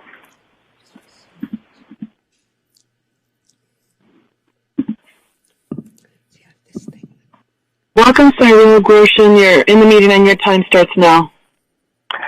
Thank you to the City Council and the Mayor to let me address my thoughts on the matter of this item 13. I am a proud resident of Santa Monica. I work for Bird. I am a vehicle integration manager. My job is to make our vehicles as successful as they can possibly be. I have an enormous amount of pride living in what I consider to be a very progressive city. And Bird, as a pioneer in the micromobility space, as a homegrown child of Santa Monica, I think Santa Monica is the only place where Bird could have been born. I think it's a part of the history of the city, and I think that the city has to look a little bit further at the continuous arc of where Bird was born, what Bird did for Santa Monica, how Santa Monica contributed to what would be a revolution in transportation all over the world. Shunting Bird from Santa Monica at this stage of the game basically is turning our back on the history that is going to be proper to Santa Monica. Thank you very much for the opportunity to address my comments. Thank you.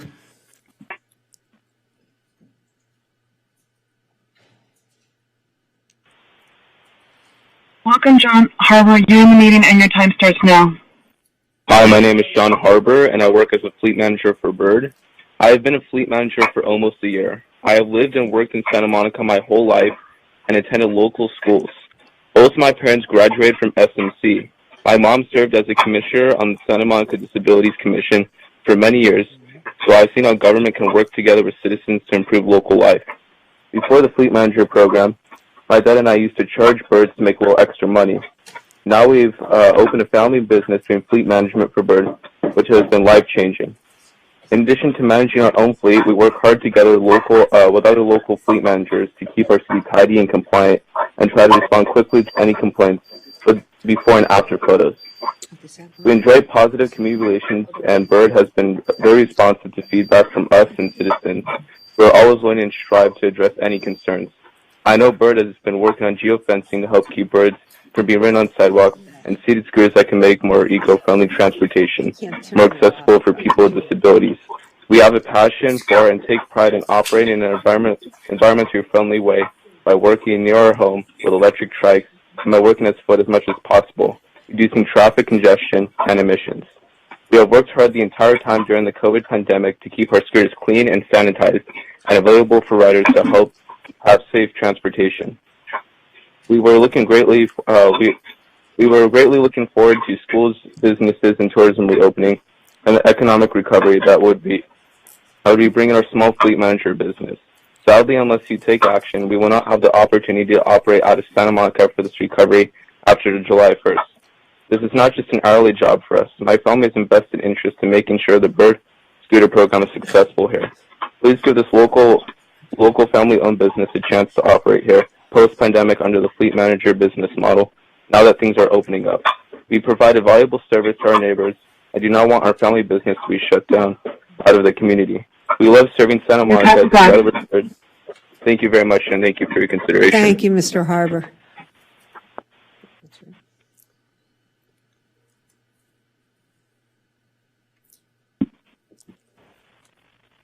Welcome, Paul Vizcaino. You're in the... Good evening, Mayor and council members. I'm Paul Vizcaino. Good evening, Mayor and council members. I'm Paul Vizcaino, Chief Development Officer and founding member of Wheels. Wheels is thrilled to have been selected as one of the operators for the city's second mobility pilot. Wheels is a leading micromobility provider that is the safest and most accessible device on the market. We were founded locally in Los Angeles and have been permitted to operate in 19 major markets across the globe. We strongly discourage you from adding a fifth operator to the pilot after the fair and objective application review process. All applicants were aware of the application scoring criteria and review process at the outset, and allowing an applicant who was not selected through the city process to enter the pilot now would undermine the entire review process. This would be unfair to successful applicants and to Santa Monica residents who deserve the best micromobility options. Further, it would set a horrible precedent for future city competitive applications. The fifth operator is also necessary to accomplish the goals stated in the 13-item request. The applicants that were selected through the competitive review process can achieve each of your stated goals and can achieve them better than the proposed fifth applicant for the very reasons outlined in the application scoring. For example, Wheels was only granted 200 devices for the pilot launch, the least of any selected app provider, and could easily increase that to 500 or more at the city's request. To award a larger number of devices to a lower scoring applicant would be unfair and inconsistent with the city's stated goals for the shared micromobility program. Finally, we are incredibly disappointed that an unsuccessful applicant would use legal threats to seek to halt the second shared mobility pilot because they were not selected. This applicant scored lower as assessed by the application review committee and the chief mobility officer, and they were not successful in their appeal to the director of transportation. This bullying behavior after the fact should give you even more reason to reject their operations in Santa Monica. We encourage you to stand by the city process, the final determination made by your director of transportation, and the letter from the city attorney's office rejecting the appeal of the unawarded applicant. Thank you. Thank you.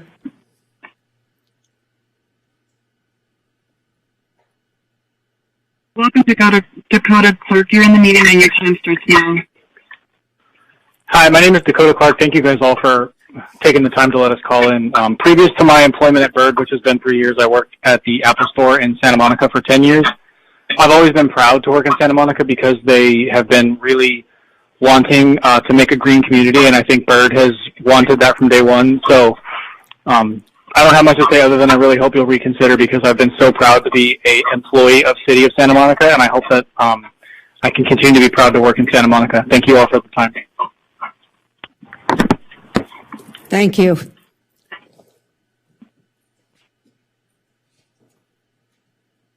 Welcome, Brian Owens. You're in the meeting and your time starts now.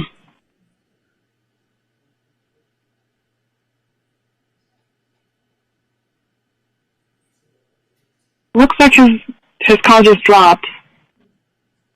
He was our last caller.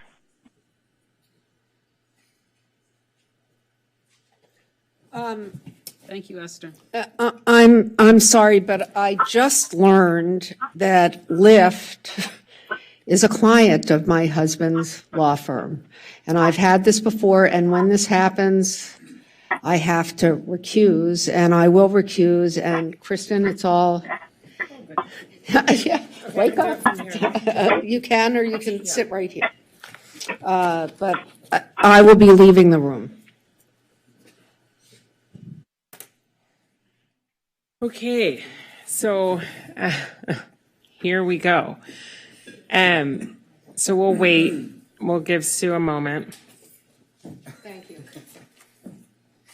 Welcome, Councilmember Negrete. May I say Fernandez? No, Negrete. Okay. I know. Okay, so we'll start with questions. We can go straight to discussion, but I know staff is here, so I wanted to give folks the opportunity to start with questions. First, does anyone have any questions? Councilmember Negrete. So obviously I missed closed session discussions. I have lots of questions, but I first wanted to find out what the scoring process entailed in terms of, I know the local was discussed, but what the score was just in reference to the other carriers, if that's possible.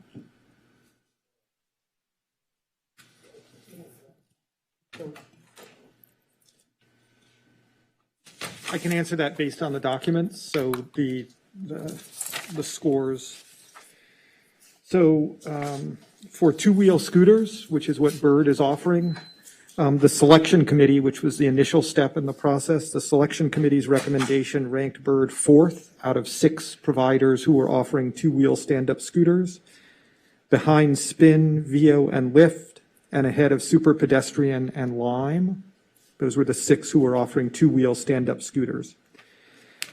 The next stage of the selection process, which was the chief mobility officer, Bird ranked 3rd out of 6 two-wheel stand-up scooters, behind Vio and Spin, and ahead of Super Pedestrian, Lyft, and Lime. For two-wheel scooters, the chief mobility officer selected Vio and Spin, but not Bird. There were then appeals to the director of the Department of Transportation. The director of the Department of Transportation rejected the appeals by Bird, Lyft, and Wheels, and Bird continued to not be selected. So does that answer your question, or did you also want a discussion of what the scoring criteria were? I mean, I realize it's a lot of information to break down, but when you said the chief mobility officer, they were not selected, can you expand? Sure.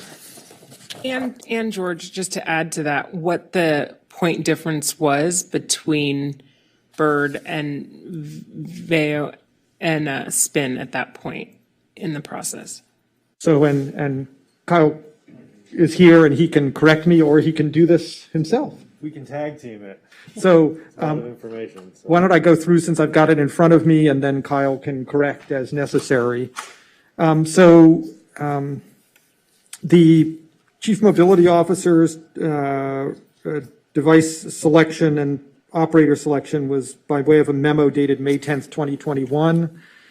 Vio for standing e-scooters with 2 wheels, which was one category of device, which is the one that Bird is in, and is the subject of this 13 item.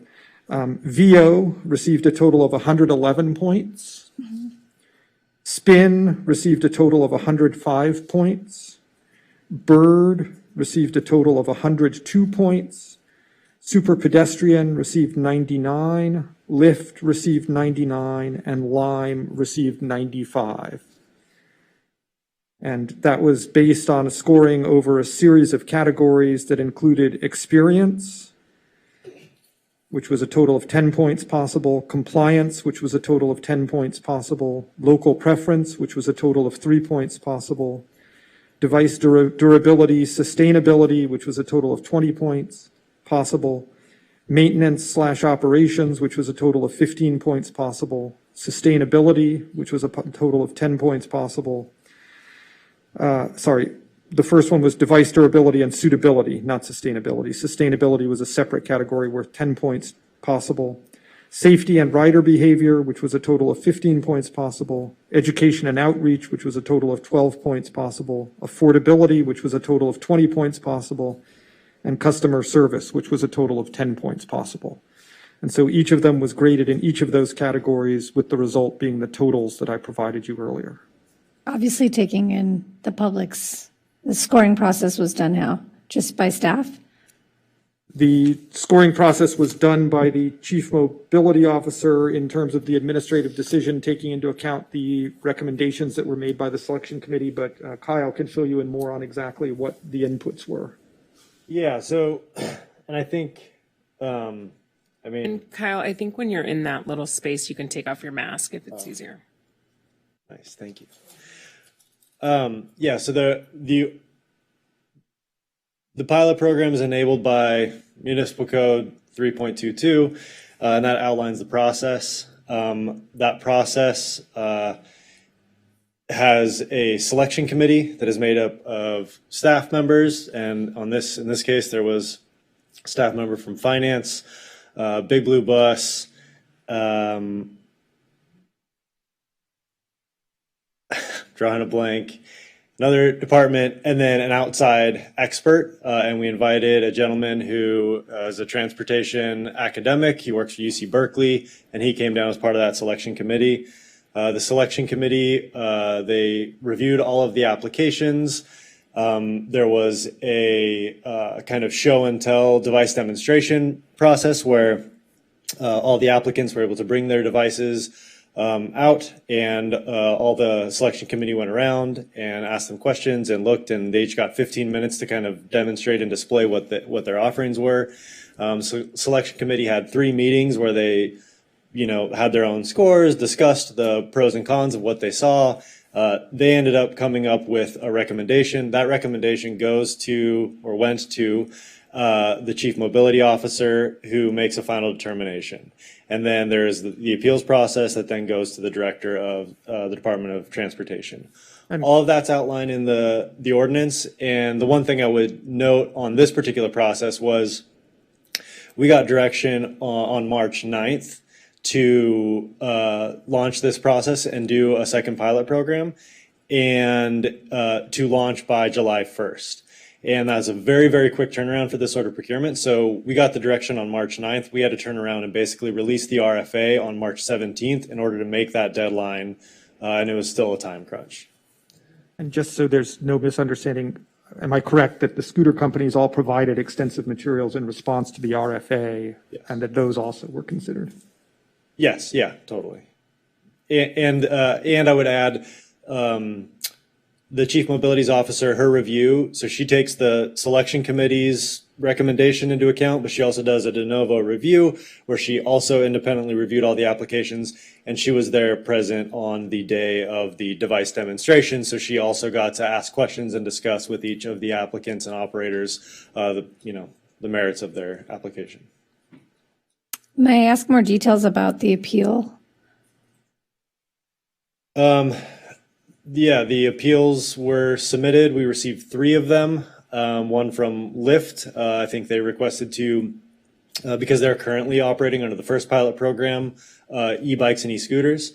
So they were appealing to request their scooters continue to operate.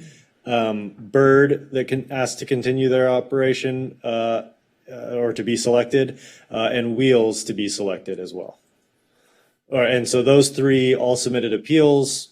Those appeals went to, like I said, the director. He did his own de novo review of the applications, the chief mobility officer's decision, the selection committees, and so forth. But yet we're only discussing Bird this evening. So yes. There was a selection process. 3 were selected actually a total of 4 providers were selected. 2 of those with stand-up scooters. And the reason that we're here tonight is that there's a 13 item requesting that council vote on whether to give direction to staff to pick a 5th provider, which is Bird, so based on the scoring. And so that's the reason why the discussion is focused on Bird, because that's the subject of the 13 item tonight. Because they're the next scoring. Because they were the next highest scorer of the 2-wheeled scooters, 2-wheel stand-up scooters.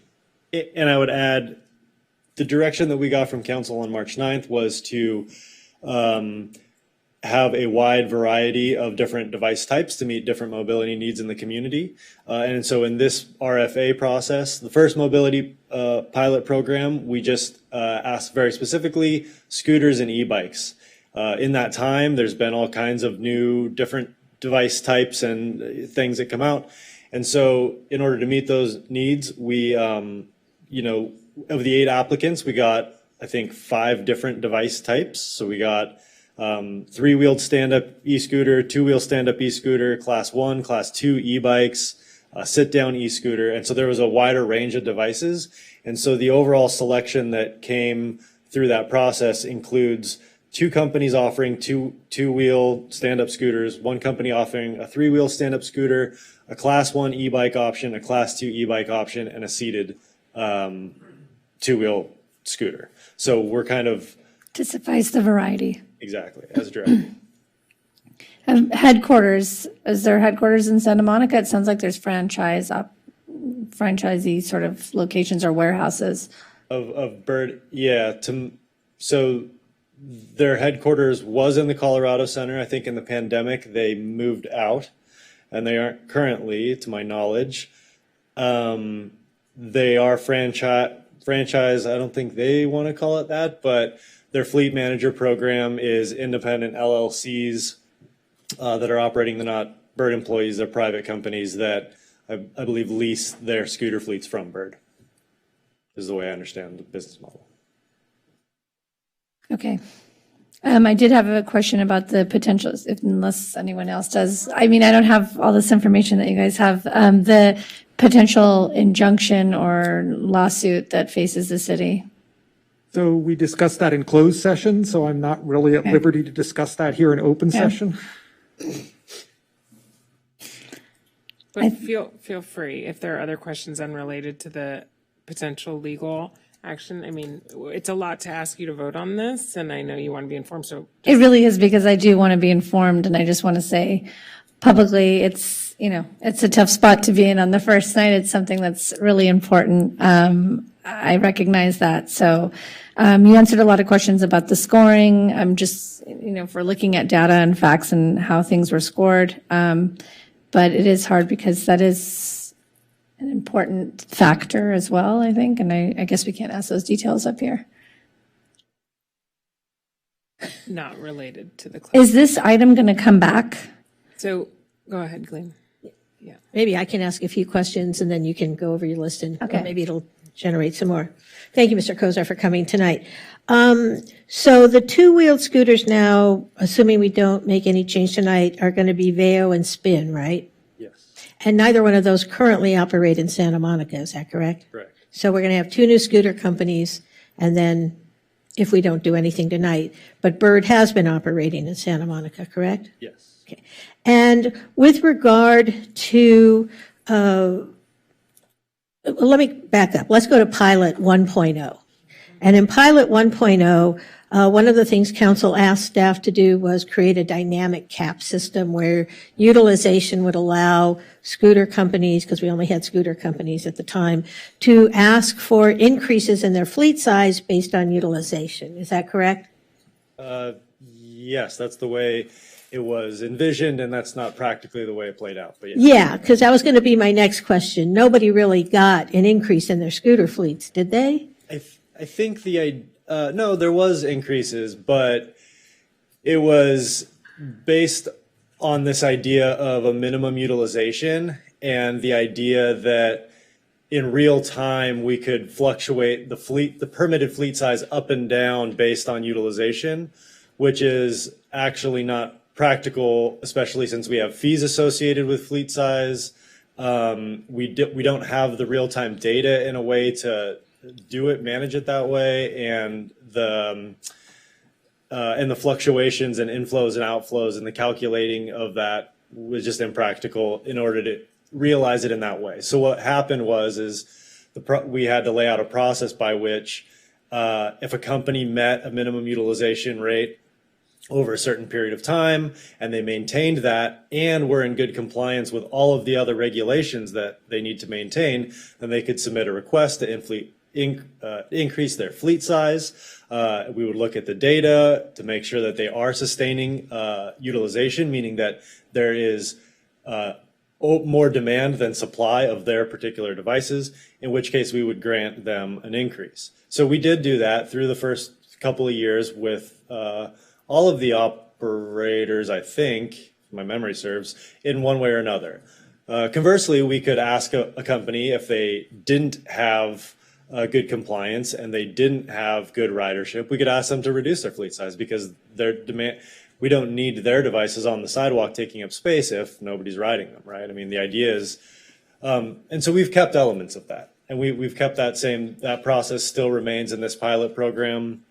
There's some different elements with regard to equitable distribution, which we didn't have in the first. So now we are requiring them to distribute devices, a percentage of their devices based on the demand that we calculated using old data throughout the city. If they're maintaining that and they're maintaining good ridership, then they can still ask for an increase. I think the first time around, another reason it didn't work was because 4 companies are viciously competing for a limited number of rides that are going to happen.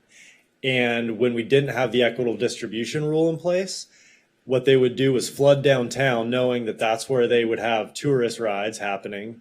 We had an oversaturation in downtown, which led to a myriad of problems that we can all remember. We had limited access and not equitable access to the rest of the community, which was problematic because we want people to use it as transportation. And then those companies were trying to compete in that way to drive up their utilization numbers to get more devices to then continue to compete for those limited rides because more on the street. And so we're trying to get away from that because it was a problematic scheme of, it was resulting in bad outcomes. So there's still elements of it, but I think the focus is really on equitable distribution, equitable access, and limiting the oversaturation problems that resulted in downtown. And correct me if I'm wrong, because so the equitable distribution, we're requiring companies, all the companies, not just scooters, but we're talking about scooters tonight, to place a certain number in various neighborhoods. So let's say we require them to put X number of scooters in Wilmot. Let's say people in Wilmot say, great, I'm going to hop on a scooter and I'm going to take that scooter to my job in downtown Santa Monica. What happens to that scooter then? So it's the company's responsibility to remain the balance of that distribution. So and this is what we did with the Breeze bike share system, right? It's like it's called rebalancing, and you have to rebalance the system. So if the system gets out of whack and in the morning there's a big flood to downtown because people are commuting to downtown, then it's the company's responsibility to make sure that they're monitoring that, they're monitoring the ridership, and they're maintaining their fleets appropriately. So they have to come pick up the scooters and take them back to Wilmot? Yeah, they can. But what we did in terms of the distribution, and we're testing it, but we looked at historic data and we compared trip starts versus historic deployment from the previous 4 companies. And so that trip start versus deployment shows you demand. And so those percentages and the allocations we based on were historic ridership data, kind of like showing where was the demand, where are people riding. And so, we're basing it on what the companies are already doing. So I don't think that they, I think they agree with the percent distribution that we've kind of put forward. Yeah, but when you say what the companies are already doing, you're talking about the 2 scooter companies that are here now, which are Bird and Lyft, not Veo and Spin, right? No, all the other 4 companies as well, because all this was in the RFA in the application. They've looked at it and they've. Right, but we don't have any experience with Veo and Spin. We only have experience with Bird and Lyft. Is that correct? That's right. They're not operating here. Okay, great. Thanks. Any other questions? Okay, Councilmember De La Torre. I understand that many of the operators of micromobility devices, they offer discounts for Santa Monica residents. Is that true? For low-income residents, I mean, not all Santa Monica residents, but certain categories of residents. Yeah, all of the applicants that applied had various degrees of membership plans and low-income plans. Yes. Do you know if Bird has that program? Yeah, Bird offers a low-income plan as well. If for some reason we don't move forward tonight and Bird ceases to operate in the city of Santa Monica, is there a way that those enrolled in Bird's discounted programs can participate in the other programs? All the companies selected have various low-income plans. So there'll be no loss to those participants? Correct. Okay, thank you. And just to follow up on that, low-income plans that they're already using in the other cities where they're operational. So these are functional, already existing programs where they've vetted the feasibility of it and aren't going to take it away in 6 months. Yeah, I think typically the low-income plans are pretty standard in the industry at this point. There are a couple that are going to test different pass programs. We had an emphasis on the idea of membership, for not just low-income people, but everyone.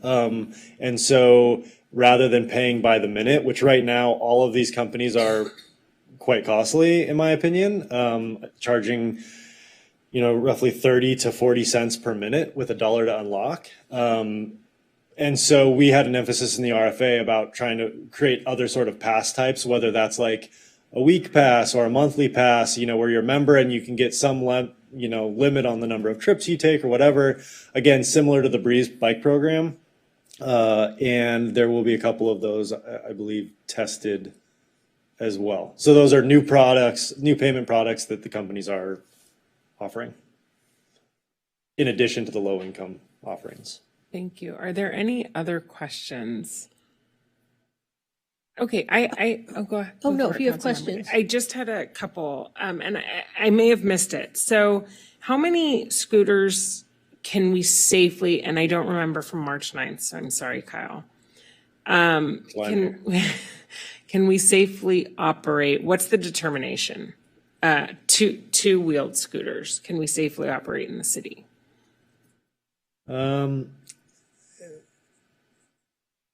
Safely operate. Not that they're safe. They'll all be safe. But are you saying what is the capacity? What saturation? Yes. How many two-wheeled scooters or micro-mobility devices do we think is appropriate? Well, I'll just say that before the pandemic, we were at 3,250 total devices, and 1,000 of that was e-bikes. And the rest was all, we had 4 companies that were all offering the delta there, well, it was 3,250, so 2,250, were offering e-scooters. 4 companies offering basically the same product. So this is a little bit different in that now we're offering 5 different device kind of classifications, if you want to call it that. What's the breakdown? I think you said 700 stand-up two-wheel scooters, so that's less than what we had before, which was 2,250 two-wheel stand-up. So it's 700 of what we know to be two-wheel stand-up two-wheel scooters. Okay. Yep. Then seated two-wheel scooters, that's the Wheels product. 200 is what we're permitting them. 200 three-wheel stand-up e-scooters. So this is similar to the two-wheel, only there's 2 wheels in front, and it's different for balance, a little better balance, things like that. Class 1 e-bikes, which are the Lyft e-bikes, 600 of them. So that's, I believe, 100 more. Well, I don't know. I think now they have 750 as of today they're permitted. So it's actually a couple, like 150 less than what they're permitted today.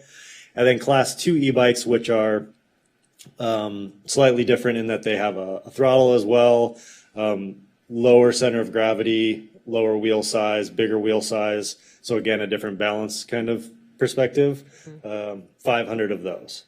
So right now we're starting with 2,200 total devices with a breakdown instead of across 2 different device types, across 5 device types. And I think in terms of that overall number, as far as your question to saturation to the city, we are coming back, like 3,250. That was a pre-COVID number. Pre-COVID, but I don't think our so the minimum utilization that we glean, Councilmember Davis, apologies, Councilmember Davis, was asking about was, we set that at 4 trips per device per day. And I think, with 3,250, there was busy days where we might have spiked to that, maybe beyond it, maybe to 5 trips per device per day. But on average, we were probably hovering around, 2.5, 3 trips per device per day with 3,250. So, and it varies, different devices get ridden more than others, but part of the pilot is we're testing these different devices to see the demand, and we want to be able to adjust based on that demand. So.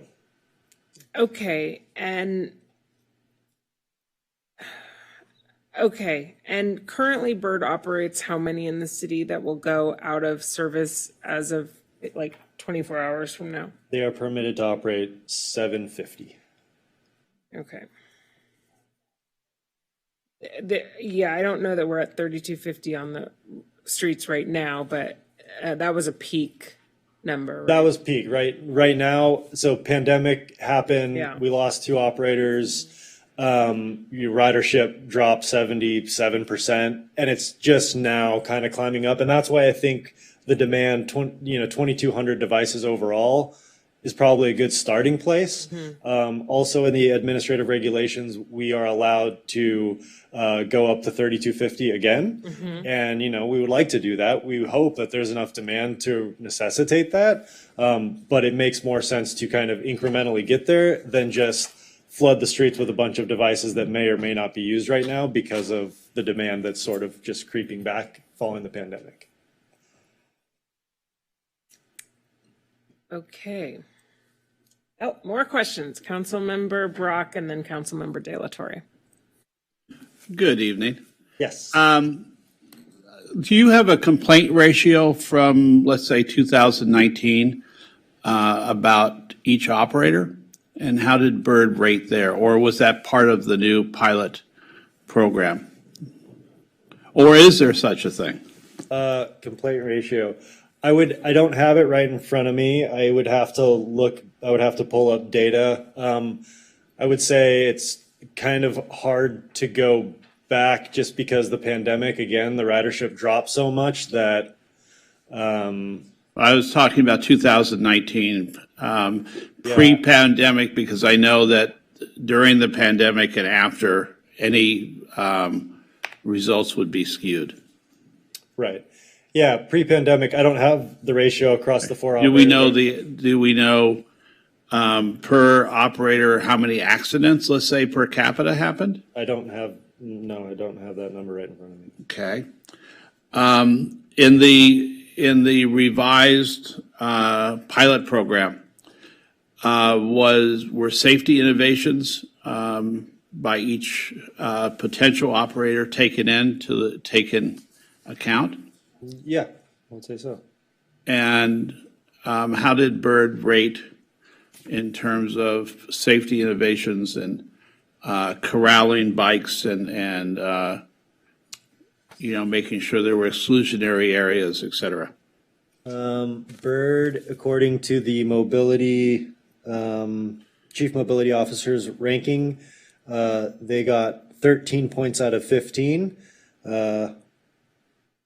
And so this is safety and rider behavior features. All right, so relatively good then. Okay. Yeah, and then Veo got 15, Spin 14, Bird 13, Super Pedestrian 11, Lyft and Lime both 12 in that category. If I understand correctly, each Spin e-scooter has cameras on it.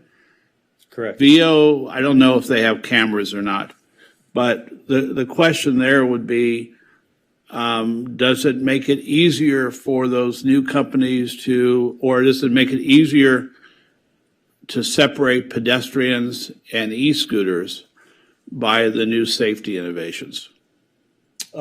Separate. In other words, from what I heard in the new programs, they're talking about ways to exclude their e-scooters from sidewalks. Correct. And also, in fact, make sure that they can corral them if necessary, or even say there are certain zones that they can return them in. Mm-hmm. Yeah, like the cameras on the Spin scooter that is their technology for sidewalk riding detection.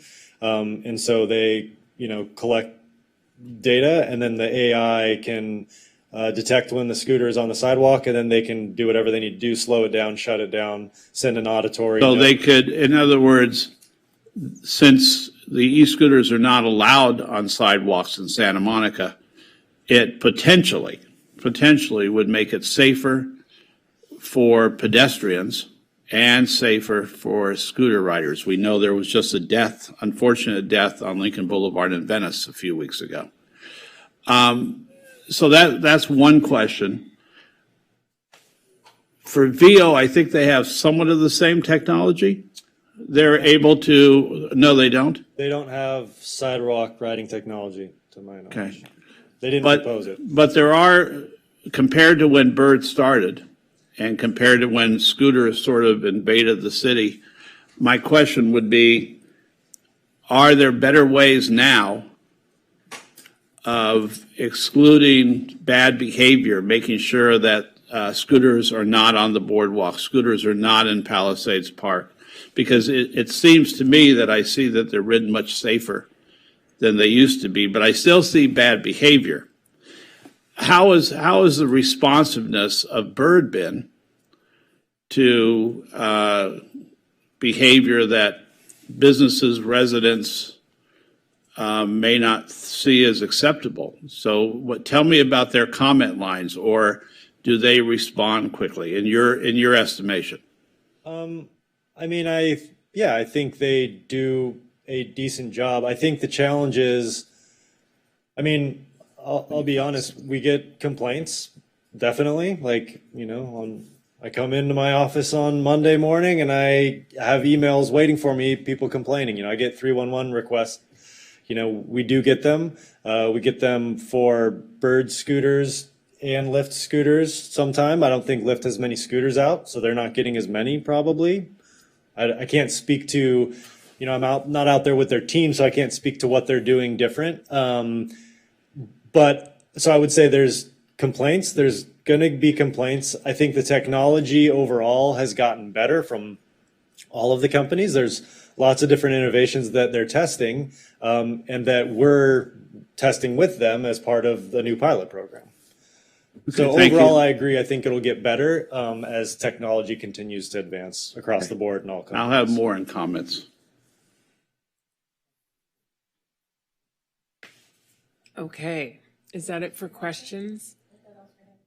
Oh, sorry. Yeah. Councilmember De La Torre, you were next. Yeah.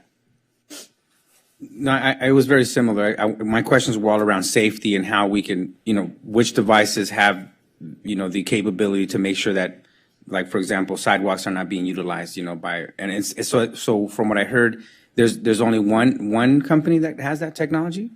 That is bringing it to market, yes, that I know of. I think all the companies are working on it.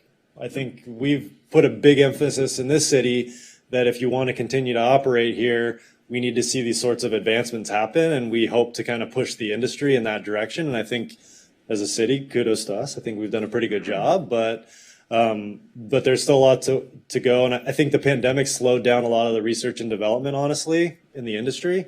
But I think all the companies are going in that direction. But right now, we've got one company that's going to be, hopefully starting in 2 days. Yeah, and so I'm glad to hear that staff's putting that in as a goal for all operators. For sure.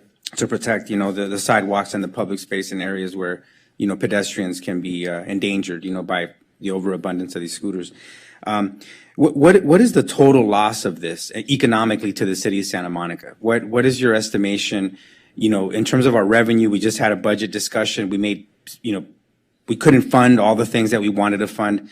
But in terms of the recommendation that's being made to exclude Bird, what impact would that have to the city's revenue? The recommendation from council and the ordinance was to have up to 4 operators, and we that was what's selected was 4 operators. So the impact financially is none. I mean, with 4 operators, we're going to be fulfilling and receiving the fees that we had anticipated receiving. So part of our fees are cost recovery.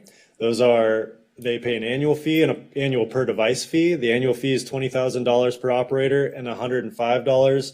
Well, $20,840 because of the living increase, and $105 per operator for per device annually. Those are cost recovery. They go to pay for staff time, code enforcement staff, our data consultant, third-party data aggregator that we use to help monitor. So those kind of cover the city's cost. Then there is a use of public right-of-way fee. That's 20 cents per trip. And so every device that starts in Santa Monica, then we invoice 20 cents per trip, kind of retroactively at the end of the month. But those trips are going to happen no matter which operators are here.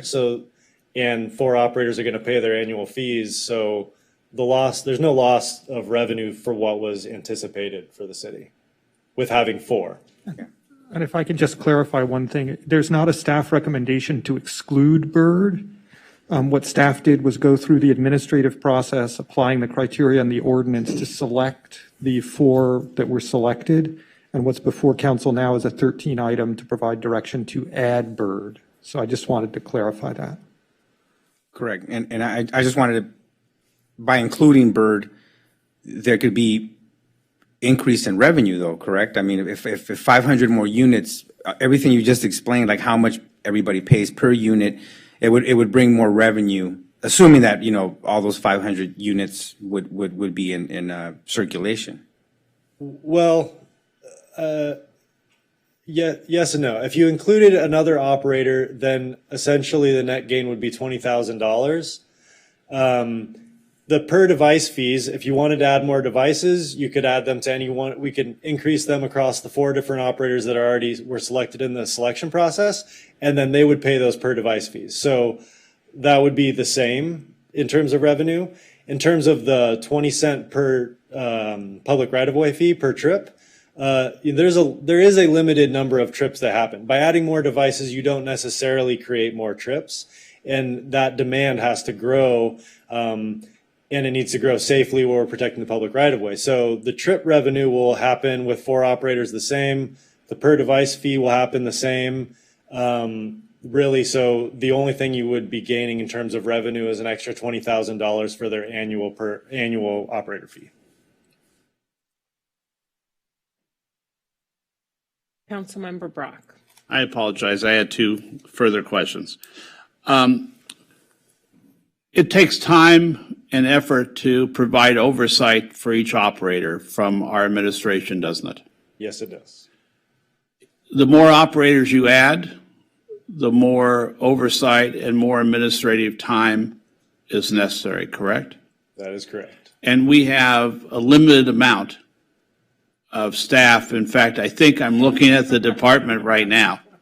I recall this succinctly from the March discussion. So, see, I was listening. We do have code enforcement staff as well, but they are also limited, overburdened, and looking at a lot of stuff. And adding an extra operator it's a lot more work for me, but it's also a lot more work for them because they have to manage the complaints that come in, and it's much more confusing in terms of we get a complaint. Okay, well, which company is it? Now we have to wrangle and figure out which company we need to get in contact with to deal with the complaint, and it's a lot more paperwork. I have one last question. The new operators, well, the operators that were chosen in the second pilot program, do they provide hourly wages to their employees and full-time employees, or are they all independent contractors, or some combination? I'm fairly certain they're all like W-2 employees. Because my understanding was that our existing operator, Bird, used independent contractors, not hourly employees, because I used to see a scooter with a guy on a scooter with 6 other scooters on his back, or, you know, on the scooter, taking him home to charge on his apartment's electricity. I always wondered when one of those apartments was going to catch on fire, because I had a picture sent to me one day of like 16 extension cords in an apartment. And I understood all those people got paid by the charge they put in each scooter, and then when they redistribute them. My understanding, at least, I questioned 2 of the operators. I didn't question Wheels about this, but I understood that at least Spin and Vio paid hourly wages, as does Coco, for instance, in our robotic delivery service, and pays sick leave and gives equitable salary structure. So I'm concerned. I was asking if the new companies that we approved, if that was part of the process, and to make sure that in Santa Monica, where we value a decent living wage, that we're helping to ensure that the people who service these companies have a decent living wage. You don't know? No, I think you're right. Okay, because I realized I started delving into a statement versus a question. I To my apologize. knowledge, Wheels, VO, Spin are W-2 employees. Lyft is W-2 employees too, although I think some of those W-2 employees, come from like labor management company like Cristalis. Okay. So they're W-2 for Cristalis, but they work for Lyft. But they're still. To my knowledge, yes. All right, thank you so much. Councilmember Negrete. Sorry, I just have another question. Does Bird have the opportunity to come back in? And if so, when? I realize this is a pilot program. Is this like it for them, or it's just it for these 2 years, and then it opens up the RFP process to possibly other companies or whatever? So under the provisions. Can you turn your mic on? Sorry. Always forget to do that. So under the provisions of the second pilot program, Santa Monica Municipal Code Section 3.22.040 provides that at any time, the City Council's discretion, the City Council can reassess the number of shared mobility operator permits, and in its discretion may determine by resolution that the number of shared mobility operator permits or the number of total authorized devices should be reduced or increased. So there would be the ability, once the second pilot program begins, which is 2 days from now, for council thereafter to basically reconsider in its discretion adding either another operator or more devices. Yes, while the pilot program is ongoing. And I would just add, and this isn't in the code, but the direction that we received on March 9th was to do this pilot program, which ends on April 30th. At the time, staff's recommendation was to move forward with a contracted model. So instead of issuing permits to multiple companies to do a procurement and then negotiate with like 2 of the companies a contract, which would be set up differently, but and it would require negotiation and some time to do that. And I think anyway, so I won't get into all of that. And so council's direction was to move forward with that after this permit process or this pilot program ends on April 30th. So we will be coming back to council to give an update at some point. And if council continues with that direction, then we would likely start the procurement for that contracted model, if that's what council directs us to do. And just so we're all clear on the dates, the pilot program runs through right now, March 30th, 2023. Oh, is it March 30th? I thought it was April 30th. Oh, okay. And then, sorry, during that process, then once it goes to contract, then there is no opportunity to reassess, is what you're saying. You would just be giving those additional scooters or two-wheelers to those companies that hold the contract, as opposed to considering another company. Yeah, like the contracts would be negotiated. They'd probably have longer commitments, like a 3-year commitment with an opportunity to renew or something like that. But again, just so we're clear, that would be dependent on the terms of whatever contracts were signed at the time, right, as to whether there was a reservation of rights to add additional devices or operators or not. Although, as Kyle points out, that would be subject to negotiations, and many of the companies would likely push for exclusivity over a significant period of time in return for giving us other things in response. Okay, thank you. And just to follow up on that, we didn't put anything in that precluded someone, if they weren't part of this pilot, from being considered for future contract. Yeah, okay. I just wanted to be. No. Okay, any other questions? Okay. Interim City Manager Jalili, I saw your mic come on at some point. Did you have a question or comment? I think my question was already answered. Thank you. Great. Okay, so now we have discussion. Well, can I make the motion and then we can have the discussion? Yes. I move the 13 item. Is there a second? Second. Okay, who would like to start? Councilmember Davis, no? No, I'm ready to vote. Okay. Councilmember Brock. I will turn my microphone on first. I will be voting against this motion. First of all, I believe we need to respect the staff process. The staff did a thorough vetting of this at our request in record time. They chose operators that they believed would do a better job in providing transportation to our residents, and we now will have a larger variety of transportation for our residents who wish to use e-scooters, two-wheeled scooters, electronic assist bicycles, etc. Look, I went from being a stalwart member of the opposition to scooters when they first came in, because of the accidents that I continuously saw, because of the people who ended up in the hospital, because of the people who ended up in comas, because of the kids who lost their front teeth till they were 18, because of all the issues I saw with scooters. I am really happy that 3 years later, I don't see that much of that. I see scooters, I see people using scooters in our bike lanes, and I don't see scooters as much in our sidewalks. I'm proud of our residents. I'm proud of the fact that they've adapted to this new form of transportation. I think that's great. I want to tell you two quick stories, personal stories that happened in the last 4 days or so. Last Saturday night, I walked into a restaurant on Ocean Avenue, The Lobster. That'll be their ad for them. I didn't eat there, but I had a question for them.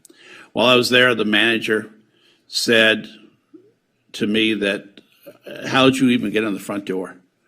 We have scooters blocking the entire front door. I looked outside, and there were 7 Bird scooters blocking the front door. To Bird's credit, because I had met their head of government affairs the week before, his wife runs an online newspaper in Venice, and within a day, he said he was able to block off that area, and there would not be scooters there anymore. But the manager of that restaurant said she had gone for days, weeks, in fact, trying to get a hold of someone from Bird to manage the congestion outside their front door, and wasn't able to do it. A week before that, I was walking down Ocean Avenue from San Vicente to Pico on one of my morning walks. And in front of Palisades Park, there were 12 parking spaces in a row that were filled with Bird scooters lying on their side. So there were 12 parking spaces that were unusable. It was about 9 a.m. in the morning. Kathy, my significant other, we found another scooter on our side of the street, looked at the helpline numbers, tried to call them. Of course, machine couldn't reach anybody. Kathy also emailed them. For the next 3.5 days, they kept asking if the scooters were still there, if they could figure out how to take them away.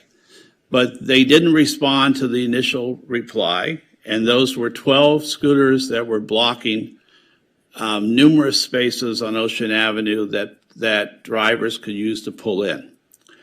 I still don't see a responsiveness from Bird that I want to see, considering they're a company that jump-started in Santa Monica without permits, say to us that they're proud that their headquarters are in the city. But yet, in January and February, I started to see bus side advertisements talking about scooter safety. By March, just before they had to come to City Council, we started seeing new scooters on our streets with in better kickstands, better wheels. I feel that's cynical. I really wish and thought that they should be doing this all along. And when they tell us this week in letters to us saying that, my God, you're going to cost your city revenue, we're never going to be able to come back unless Bird scooters are here. But then with the new operators, we have the same number of potential scooters, the same amount of mobility devices that are used once or twice a day. I want them used. I also want them used by residents, not just tourists coming into the city. I want this to be a first mile, last mile that will go to and from the light rail system. But I also want to make sure that they're safe. I've looked at some of the newer scooters that are coming in from the other companies that you've approved, and they're safer. The spin cycles have 2 front wheels. They are more stable. I like that. I don't want to see residents or tourists hurt by using different mobility in our city. So I respect the administration's decision. I respect the fact that our transportation manager went back, looked at everything that went on, and I will be voting firmly against this 13 motion. Thank you. Thank you, Councilmember Brock. Is there any further discussion on this item? Interim City Attorney Cardona. Can I just ask that the motion is made but have a minor amendment to permit us to return, if we're directed to return with either an amendment to the ordinance or a resolution as we determine best appropriate, if we in fact get that direction. That's friendly to the maker. Friendly to the seconder? Yes. Okay. There's a motion and a second. Can the clerk please call the roll? Councilmember Parra. No. Councilmember Davis. Yes. Councilmember Negrete. I'm going to abstain from this vote. Councilmember Brock. No. Councilmember De La Torre. Yes. And Mayor Pro Tem McCowen. Yes. So that's 3-3. That fails. That fails. Okay. Well, our next meeting is a special meeting scheduled for Saturday, July 10th at 11 a.m. I'm going to go ahead. Is Mayor Himmelrich still here? I hope so. She left all her stuff. Why don't we bring her back in?